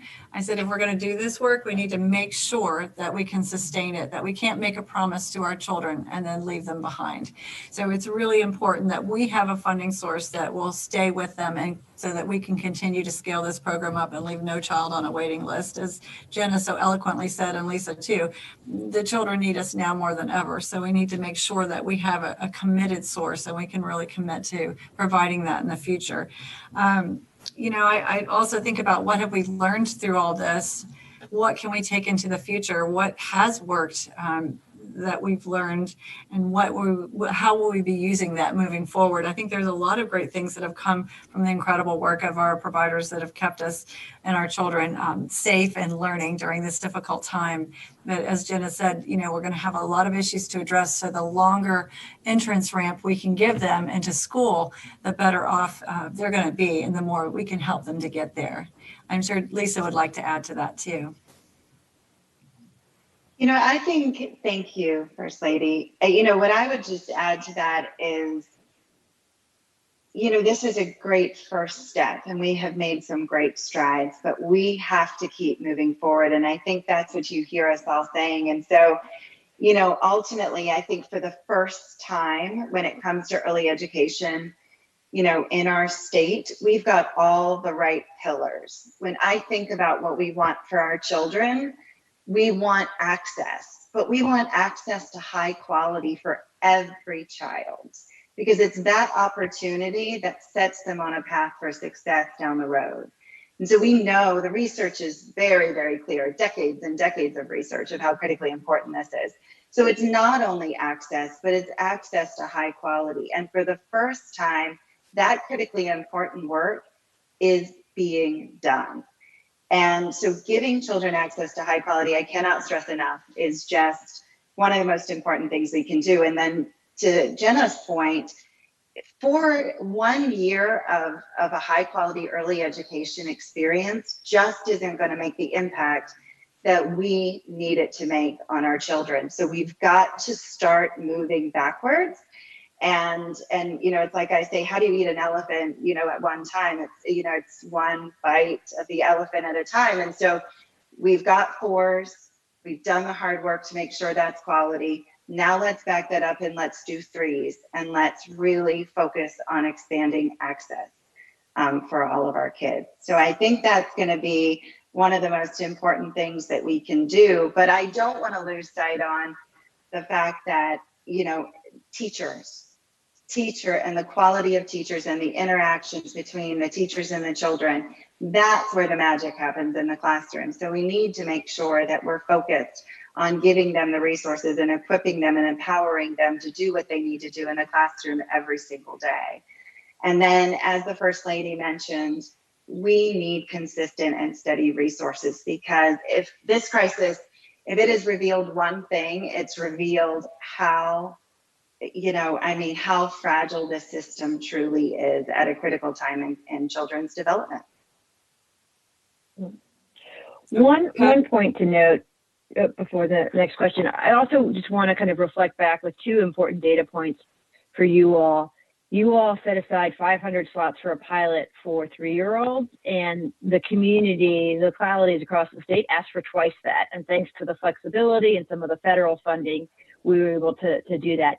Similarly, with the Virginia Early Childhood Foundation mixed delivery, we set aside about $5 million, a lot of that got unallotted, and then communities came back and wanted to serve sort of more than twice what we could offer. So there is a real desire, on top of all of what we know is good about offering high quality preschool to 3-year-olds. But even during a pandemic, communities across Virginia, including many of those represented by you all, have really asked for this. And so I think you're just going to hear us kind of coming loud and clear on how do we get more VPI and more publicly funded private sector 3-year-old preschool through mixed delivery. And then I think we've got some questions, Patrick.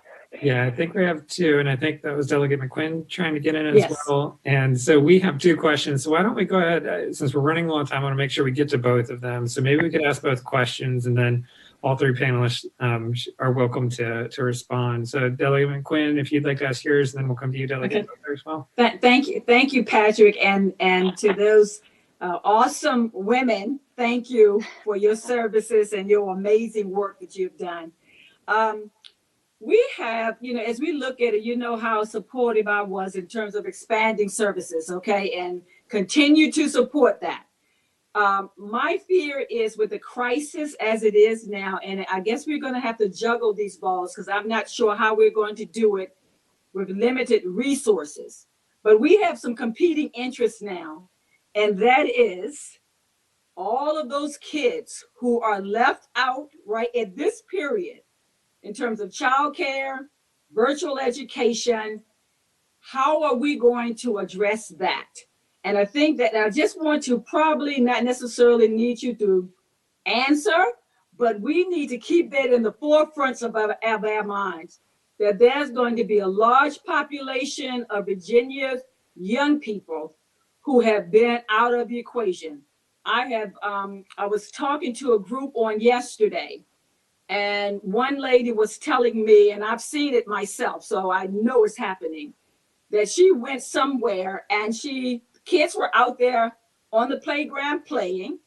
When she came back a couple hours later, the same kids were out there on the playground playing. So that means that for that particular day anyway, and who knows how many days, they're not getting virtual education, possibly, we're just not sure what's going on. And so, at some point, I guess we need to get a sense of how many kids at this point aren't being educated, how many have not had access to services that we're trying to provide. So it is going to be some competing interests as we look at 3-year-old and 4-year-old early education, and then those who are in elementary schools and even in higher, grades. How are we going to address those who have been left out of the equation during this crisis? Thank you, and Delegate Mockler. Oh, well, let me put for the next section. I didn't get I earlier in the presentation, thank you all very much to the panelists. Early childhood and passion point for me, so I'm thrilled to hear your comments. But earlier, you all, one of you touched on the point that 60% of our child care and early childhood are up and running. So there's a 40% fraction out there. What are things that we can do as legislators or things that you all believe would be helpful to get that other 40% up and running? That's a great question. And Jenna, would you like to respond to both of those? And then we'll come to you, Lisa, and then let the First Lady finish. Sure, very succinctly. I think the first one, Delegate McGuire, is we have to solve the public health crisis, right? So I think we're hitting a point where we are still hearing where there are folks on wait lists and there's some desire for more folks to get out of the home, but there's this chicken and the egg until folks feel safe to have their kids go into programs, right? Kids live with families, families live in communities. Like, it's going to be really hard, I think, to get that last piece of the recovery. Any federal dollar, we will work with you all to get out to support programs, but I don't think we're going to see the last hurdle of folks coming back until folks feel safer. And I think that we are losing a lot, Delegate McQuinn, in this time. We are seeing attendance issues in elementary school, and normally you don't see attendance issues in elementary school, or you only see them, right, when families are sort of facing really severe challenges. But whether it's out to play, whether it's that your big brother got the iPad that day or the kind of the Chromebook, like it is widespread. And so one of the things we're also looking at, we're going to come to you and ask for some funding likely around supporting the mental health needs of kids, because we're going to need to get kids back. We need to find out how many are missing. We need to get them back. And then we're going to need to understand that like kids have not been in structured settings for a greater part of 18 months, right? And so, and if we take their behavior, which I've having huge behavioral problems with my 5-year-old, if we take their behavior at face value and say, well, you know, you're not meeting the expectations, or we come down harshly, it's a total fail. So really thinking about how do we quantify what we've lost and how do we quickly pivot, bring them back, and be really cognizant of supporting those educators to support those kids and families who are going to be exhibiting behaviors like we've never seen before, who've experienced trauma. And I think we really need to think about preschool, 3- and 4-year-old pre-K, kindergarten, first grade, really flexibly in terms of putting a kid where they need to be, right, and really kind of meeting them where they're at. Thank you.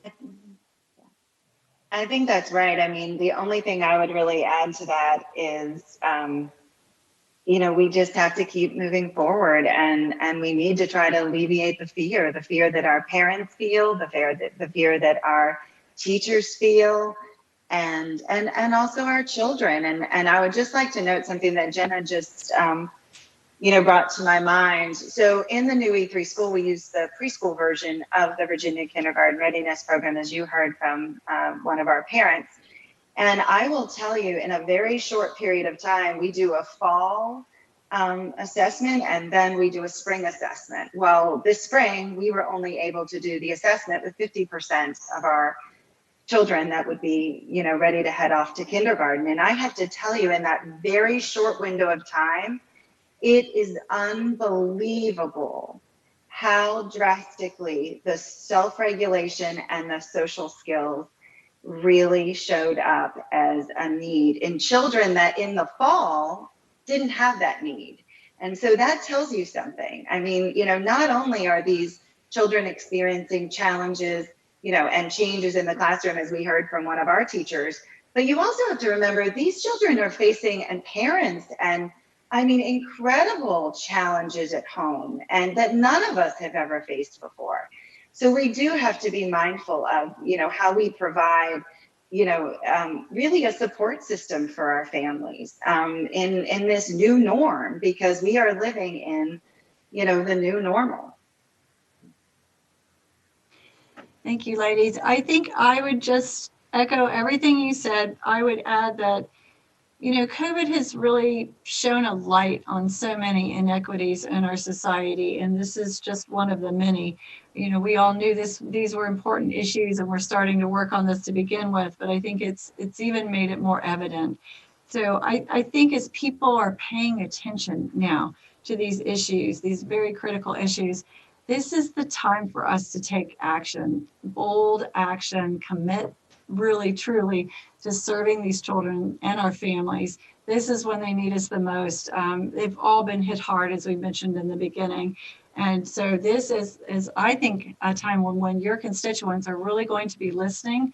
And you, as our very best spokespeople on these issues, can really help them to understand that we need to start at the beginning. When we really want to change equity, we have to start at the beginning, and that means our children, our youngest children, and we know younger and younger how important that is. So thank you all for your tremendous support. You'll be hearing more from us, from Jenna, Lisa, and myself on the details, but we so appreciate that you all have been so thoughtful about this. Now more than ever, this work is so important to support our children and families. And we thank you very much for holding the line during a difficult time, and pray that you all will stay safe and well. And hopefully we'll get to see you back during the General Assembly session in some way, shape, or form very soon.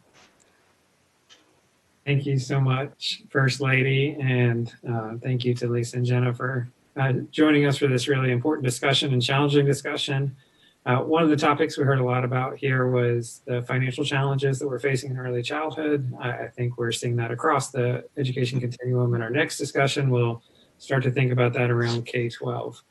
Before I introduce our panelists, I would like to welcome Delegate Lamont Bagby to provide some opening remarks and to get us started in this discussion. And then I will introduce each of the panelists. Delegate Bagby.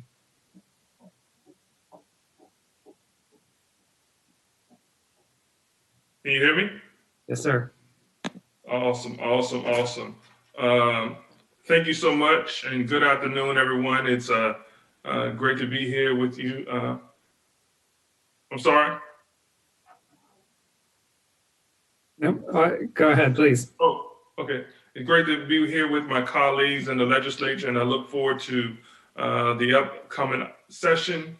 And before that, I look forward to the upcoming discussion on a topic that, as Delegate McQuinn shared just briefly a moment ago, is on the hearts and minds of all of us, policymakers and stakeholders alike. And that's how to adequately and equitably fund schools during the COVID-19 pandemic.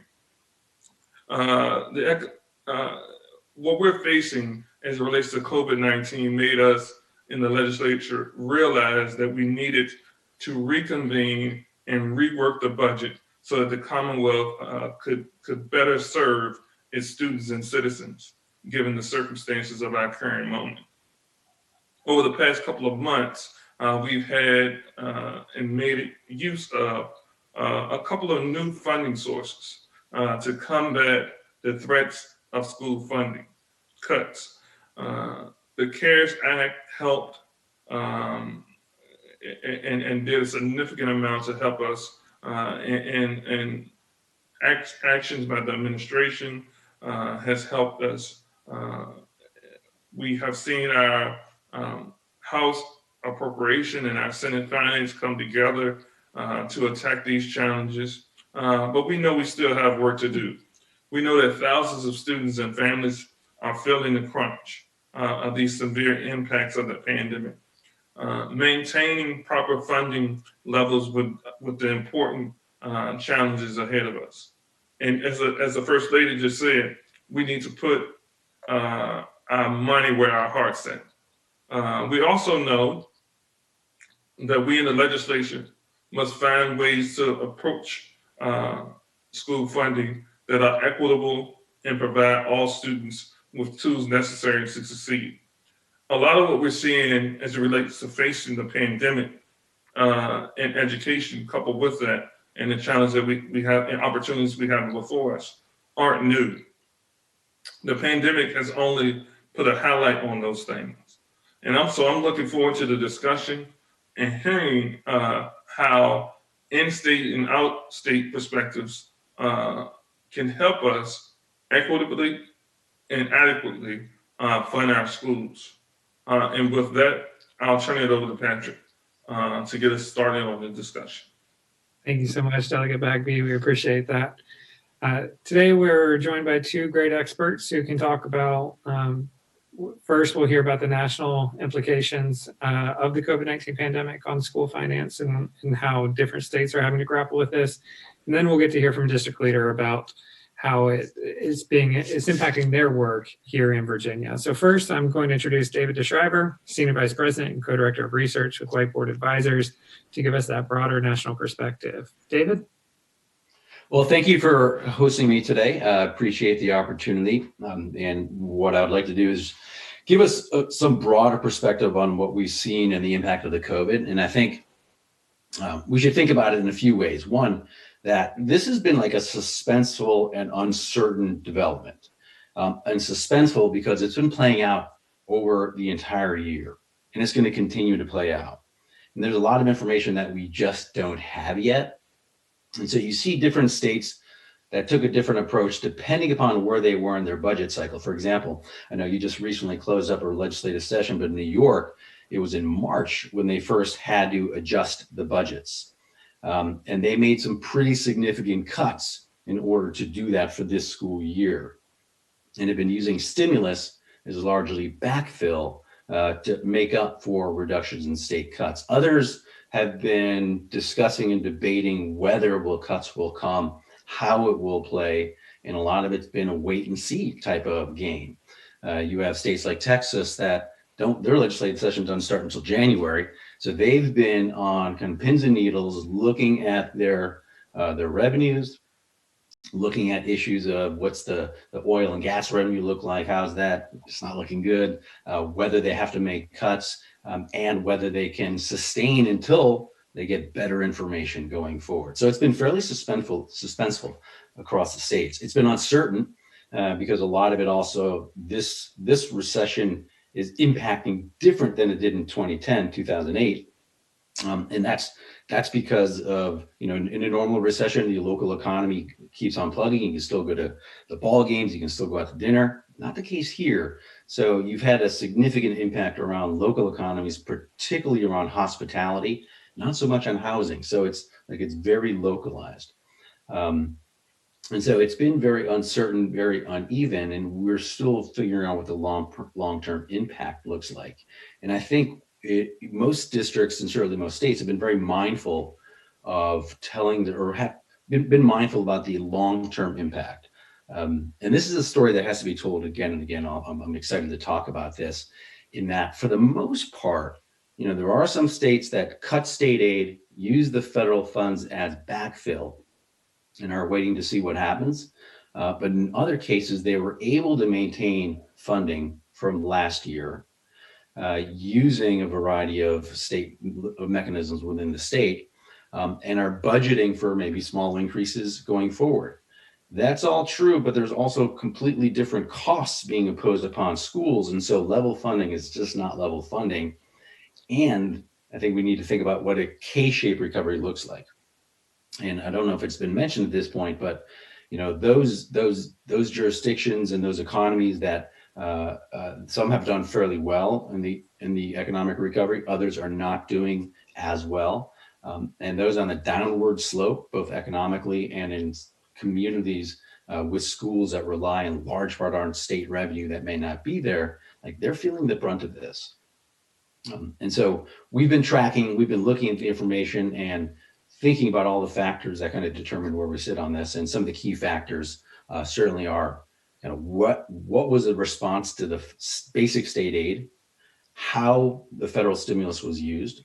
Was it used explicitly as backfill or as supplemental? And then looking at what's the projected recovery within the state. And so there are a handful of states that are high risk for long-term structural budget damage going forward. And that's your New Mexico's, California, Texas, Illinois, New York, and others we're still uncertain. We're going to see how this continues to play out, and whether the economic recovery can help buffer and get us to late next year and in the following years for the revenues for K-12. So it's very much it's very much kind of an uncertain, uneven story, but it's going to be really important to recognize that it's very localized, and that the learning loss and the gaps will need to be addressed in a really mindful way. And that could and we can talk about how states are addressing their particularly funding formulas and what needs to be tweaked there. But it's been very difficult across the board, and I think it's a story that's hard to tell because it's so uneven across the states and even within states. Thank you, David. That's a great way to set us up. And with that, I will introduce Superintendent Dr. Olin Heron from Williamsburg, James City County Public Schools. Dr. Heron, love to hear from you about how in your district, the COVID-19 pandemic has been impacting your finances and what you've had to do to react to it. Good afternoon, everyone. Thank you for the honor of being with you this afternoon. Just delighted to be here to talk a little bit about Williamsburg, James City County Schools, and also how the pandemic has affected most of our schools in Virginia. Williamsburg, James City County is a mid-sized school division with about 11,000 students and about 1,800 employees. And it has two local funding partners, James City County and the City of Williamsburg. James City County funds 90% and the City of Williamsburg funds 10% of our budget. So it's quite an interesting financial funding partnership. So how did the pandemic impact us, and in particular our budget? In February 18th, I proposed a budget for fiscal year 21 to the school board. It included the governor's proposed increase for K-12 spending. It showed a growing support for teachers and placing value on them, and a 2% compensation as part of that. And then on March 13th, we had our first COVID-19 case in one of our schools. And I closed that school almost immediately because of all of the uncertainties. And 1 hour later, all schools were closed in Virginia. And that was really a turning point for all of us, as you are well aware. By the end of March, we put strong measures in place to stop spending last year's budget. We stopped the total cash flow. Everything over 5,000 in spending was approved by the CFO and directly by me. We stopped all hiring, froze all positions. We delayed major initiatives. Obviously, our transportation wasn't running. And over the course of 3 months, we were just so cautious because we didn't know if there would be a cash flow still available to get through to the end of the year. Thankfully, we saved money, and that actually helped us going into next year. So pre-pandemic, we had to ask for an increase of over $6 million. Post-pandemic, we actually went in with $2 million less than the year before in our budget. We had an average 3% pay raise in our budget for teachers, and obviously we ended up with none in the current budget, which was a huge demoralizer for teachers. But everyone realized we were all in this together with the uncertainties. Pre-pandemic, we were asking for a budget of need. It aligned with our strategic plan, and it was a budget that focused on student achievement, equity, safety, security, compensation for teachers. And honestly, by the end of June, when it was approved, it was a budget of survival that was being authorized and approved by the county and the city. In the original budget, we had 5 councillors, which was to support the new SOQ standard, the 250-to-1 by fiscal year 22, and to allow our councillors to spend more time on direct services. In the budget, we got no new councillors. In the real budget, we had additional teachers to serve learners in the original budget, which we didn't get in the new one. In fact, the only teaching positions we were able to add in this school year were special education, because they were directly written into IEPs and were required by law.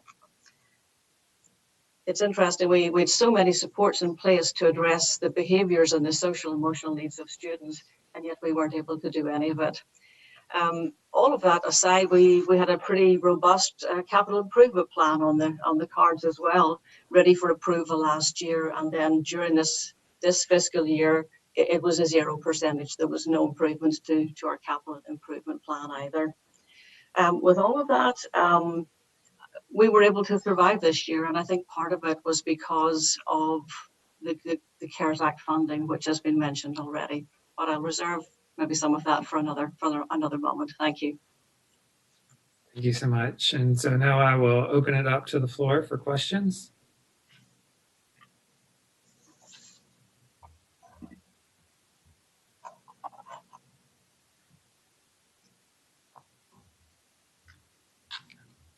So I will get us started, and then I'm sure some other questions will percolate as we go. David, I'd like to come to you first and just ask, referenced how different states have thought about approaching funding formulas differently, and thinking about how that impacts different students and what that means for equity implications. Could you share a little bit more about, as states are rethinking how to allocate funds during this time, how to ensure that they are thinking about equity and making sure that the dollars will be most impactful for the students who need it? Yeah, I think there's 2 things that really stand out in these conversations. The first is, again, when I talk about that K-shaped recovery, I think that's like a K-shaped impact upon students as well, where like traditionally disadvantaged students are feeling the brunt of this. And so being mindful of using the state funding formula to target additional resources to those communities, to those schools that serve a higher concentration of students at risk. That's been a mindful approach. If you go back earlier in the year, Ohio was one of the first, for example, one of the first states to reduce $300 million out of the K-12 budget. But they realized what they can't do is an across the board cut, because that just doesn't make any sense. And then you learn from the last Great Recession, it had bad implications, disproportionate.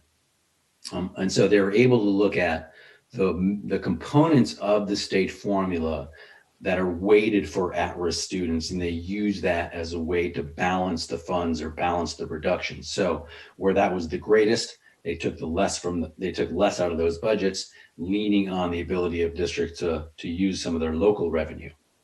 And so it was a very mindful approach to understanding their state funding formula, and using that as a bridge for that conversation. So that's been a really important, and also recognizing that the story about the need and how this plays out for the most at-risk kids, like honestly, I don't think it's being told well.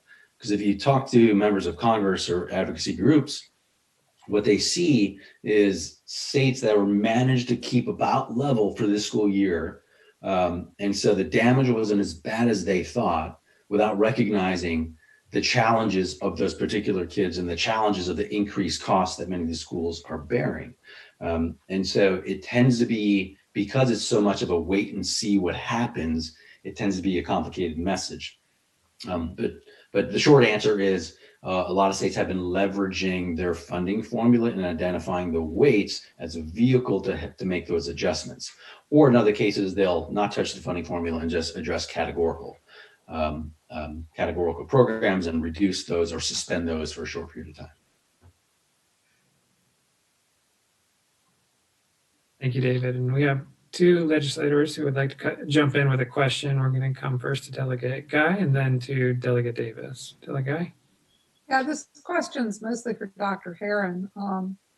I'm terribly worried that this pandemic crisis is going to accelerate a trend that we already saw, which is increased teacher retirement and not increased teacher recruitment. So not only are we not getting as many teachers, we're losing them earlier in their professional cycle. So we're losing institutional memory and experience. And I had heard locally that was happening, that more teachers were retiring because they're afraid of the pandemic, or because, the burden of having to teach both in person and online is too great, and that they're not getting qualified people in the pipeline to replace them. Are you seeing that in Williamsburg, James City County, Dr. Herron, and what are you hearing from your colleagues around the state? Thank you, Delegate Guy. That's an absolutely right on question. It's if I had one of my key priorities, if I were to ask for help in the incoming year, it would be focused on teacher shortage and teacher salaries. I think the pandemic has magnified the teacher shortage crisis. And yes, we have had retirements in Williamsburg, and we're still getting them. As we start to bring more groups back to school, we have people saying, I just don't want to go back. And we have teachers who have been teaching a long time saying, I don't want to teach virtual and in person at the same time. So it's incredibly stressful for our teaching staff right now. As you're probably aware, in a recent study, the average salary in Virginia is 60,000, but it's 28th nationally. And I think there's a lot of work to do in increasing compensation for teachers so that we can attract more teachers into the profession and keep quality teaching. I look back to our employment of new teachers in the last 2 or 3 years. We employ about 100 new teachers a year because of mobility. Usually there's more new teachers than experienced teachers. Last year, we had 2/3 experience coming from other school divisions, and only 1/3 were brand new teachers. I think it also speaks to we've always talked about shortages in special education and math and science. But when someone starts to talk about a shortage of elementary teachers, then we know we're in trouble, because they used to be in abundance. So absolutely, it's a huge piece. And I know compensation is just one piece of it, but I think at this moment in time, it's a fairly huge piece. Great. Thank you so much, Dr. Herron. Delegate Davis, I believe you had a question as well. Sure. Going back to using the formula to adjust for equity, you mentioned Ohio, and I wanted you kind of get some clarification, because I understand Ohio and how they handled their allocations during the recession. In Virginia Beach, during the recession, our second largest revenue stream in Virginia Beach behind government and DOD is tourism. We're a tourist destination. And our revenue stream for tourism during the recession back in 07, 08, I was on city council, actually went up more than we've ever seen in our city ever. Because of the administration policies this year, our tourism revenue has been crushed.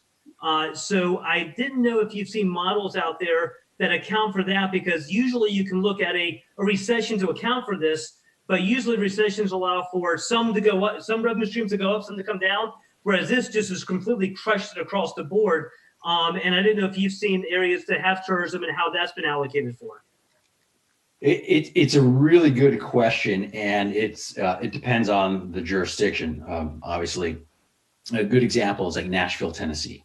It's a large district. I think 60 something on near 70% is relying on local revenue. And they've been crushed, and in large part have relied on the federal stimulus dollars to get them through this year as a budgetary matter. It so much depends on the recovery to be able to fill that local revenue. And in Tennessee, like the state has been providing additional support to Nashville, but most of it's been covered by the federal aid, federal stimulus dollars. And I know Virginia Beach was very smart at being conservative with their budget this year and may actually be in a better position than anticipated.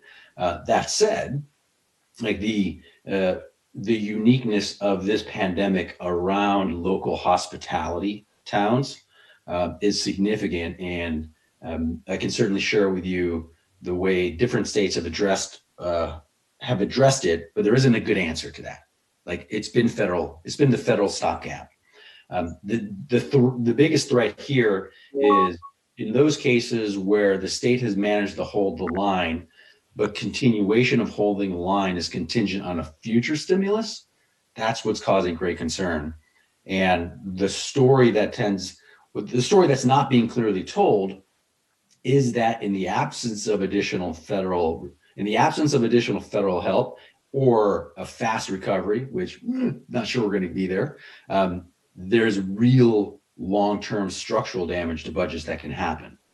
And so because we've been able to postpone the sense of like the doomsday urgency that was projected in March didn't quite pan out, except for some states. Some states are not great.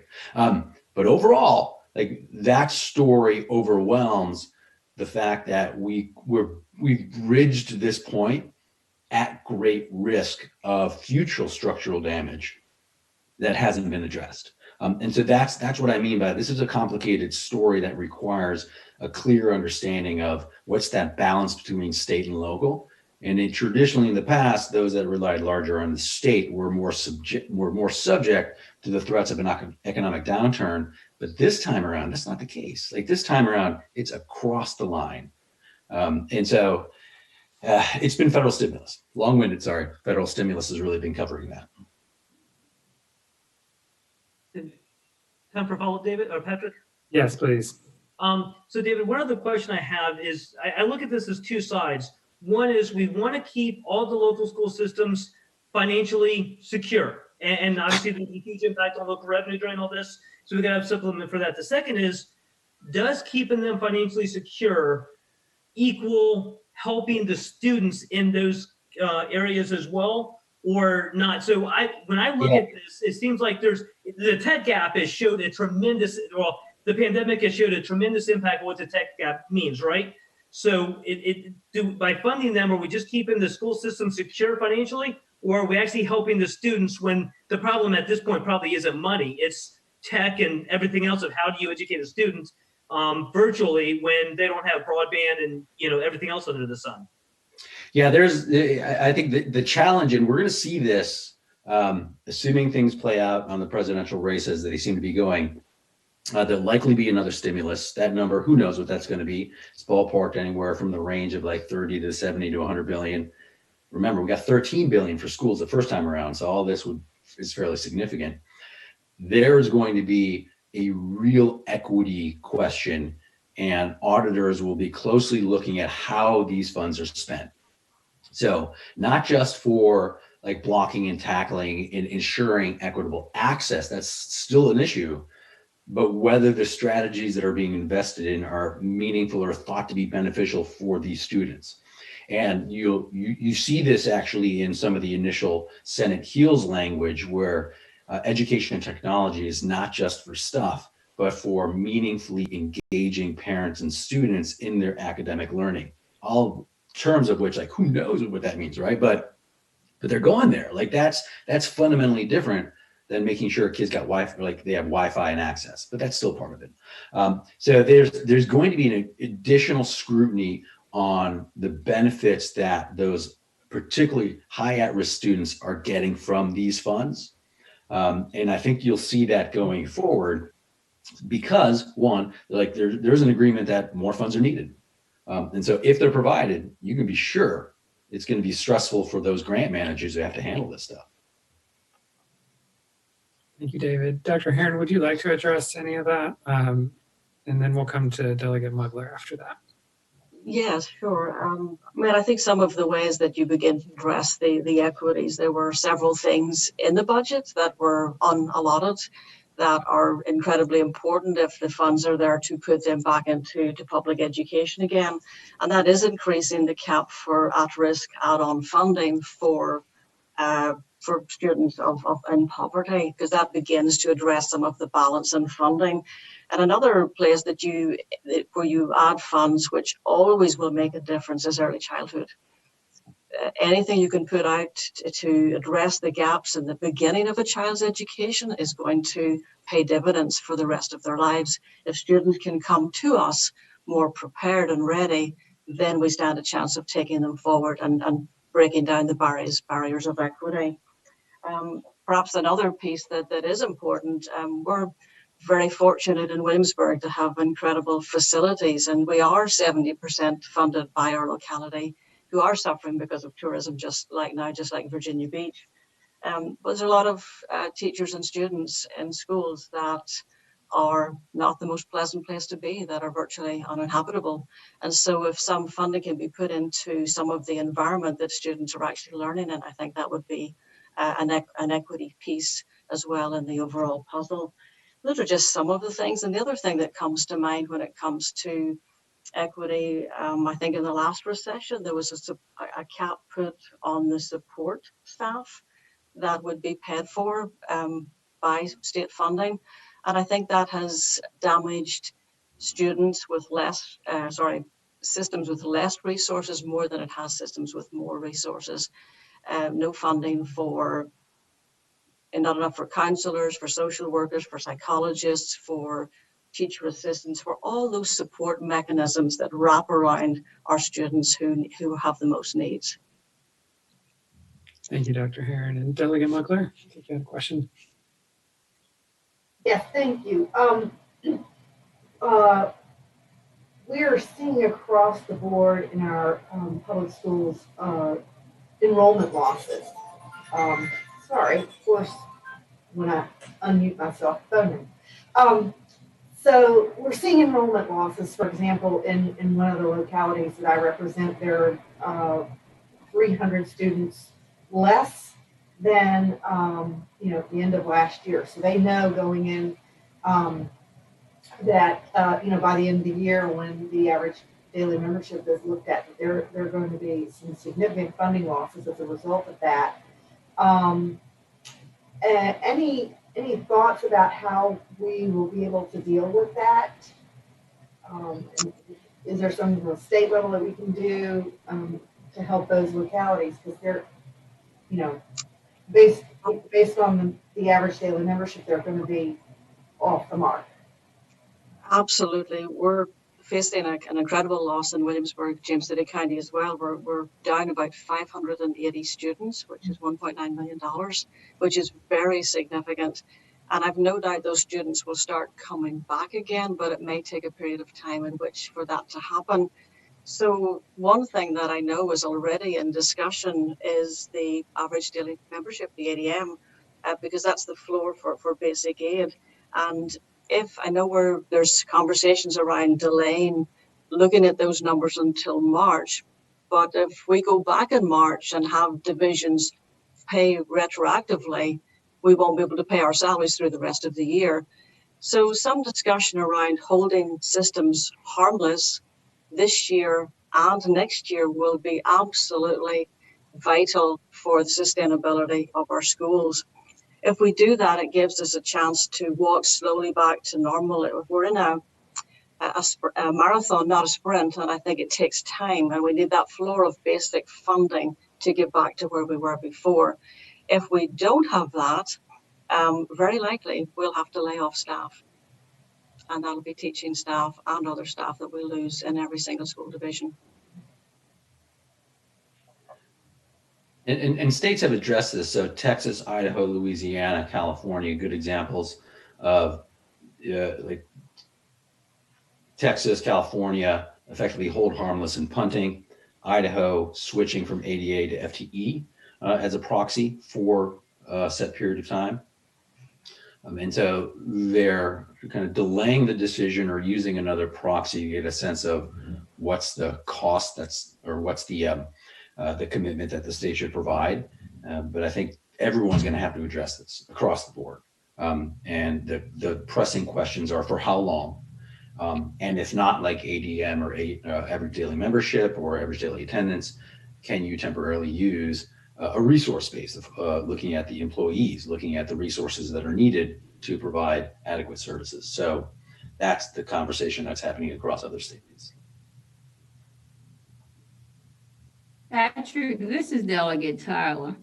I have a question for Dr. Herring. I've been reading a lot lately about some of the concerns for the special education students. How are you doing with your special education students, and would that be also a funding priority that we should address heading back to the General Assembly?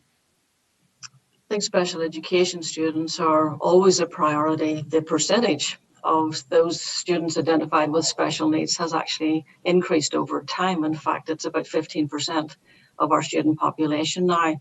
We brought our special education students in the second week of school for in-person learning. Teachers were willing to come in early on, and we were able to teach them face-to-face, and they are still in the classroom 4 days a week at the moment. But there are many others that are not in self-contained classes that are going to be coming back with learning deficits that are going to be very difficult to meet. So yes, whatever funding can be available, of course, it's always an area of need. And I think if you look at the outcomes of special education students across every school division, you'll find that is one of the huge gaps in performance.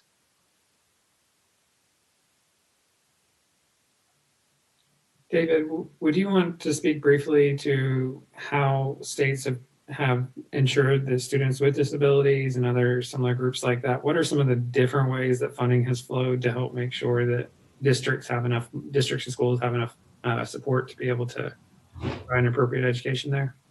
Yeah, well, as you know, it's like they're legally bound to do that. So whatever the cost is, that's going to be cut out of the district's budget. And like that's just the part of doing business in special education. You're gonna take $1 million hit unexpectedly year over year.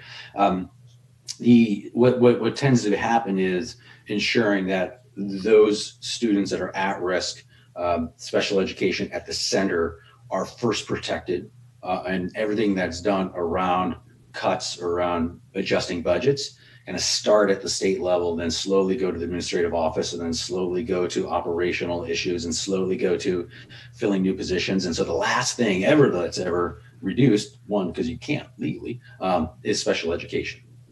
And so there aren't really any particular strategies other than blocking and tackling and fulfilling a responsibility that's required by law.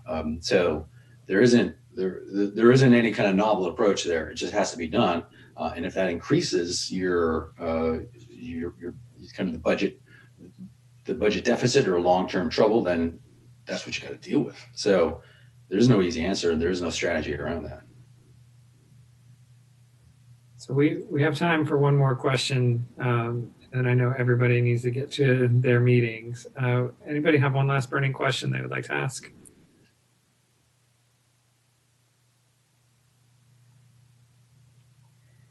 Does anyone want to know whether we'll get a stimulus? Of course, we don't know, but I say, do you have the magic ball, please? but I mean, I would expect something, and I think that the responsibility will be to think about when that stimulus comes, how does that bridge into ongoing and continuous services? So I expect, my prediction is for Valentine's Day, you'll finally get like an answer. So kind of a Valentine's Day gift of a few extra billion that'll make everyone breathe a little bit easier. But it's, we still so much, we always get this stuff wrong. So it keeps on changing week after week, month after month. So we'll see how it plays out. But the outlook for that in Mitch McConnell is supportive of something, but we'll see what. Hey, Patrick. Yes, please, Elliot. Just to kind of wrap up or to build off of special education, but I also think with English language learners and our youngest learners, the K through 3, I know each school system has tried to balance safety with the fact that it's really hard to engage in that kind of learning if you're not doing it in person, and so. Realizing, it's probably inherently a local decision. Can you talk a little bit about some of the best practices that might be emerging nationwide and how we translate those to our local school divisions as the pandemic goes on to make sure that those individuals don't get further behind?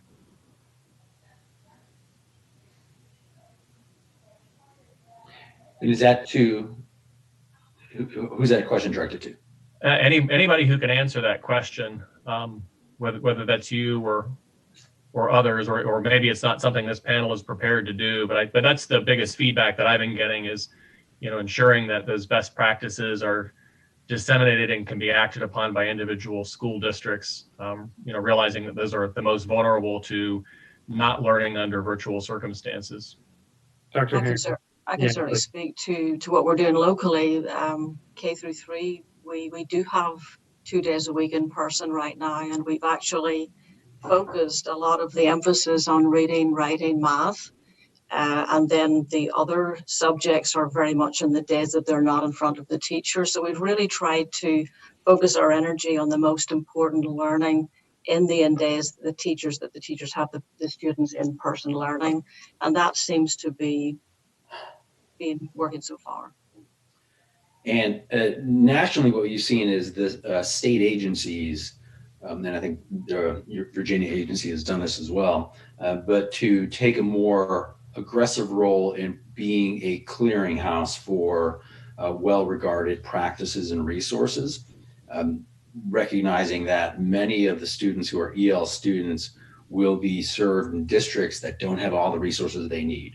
And so they don't have to replicate anything, but they can help fill the gaps using best in practice guidance and also some technology for EL learners.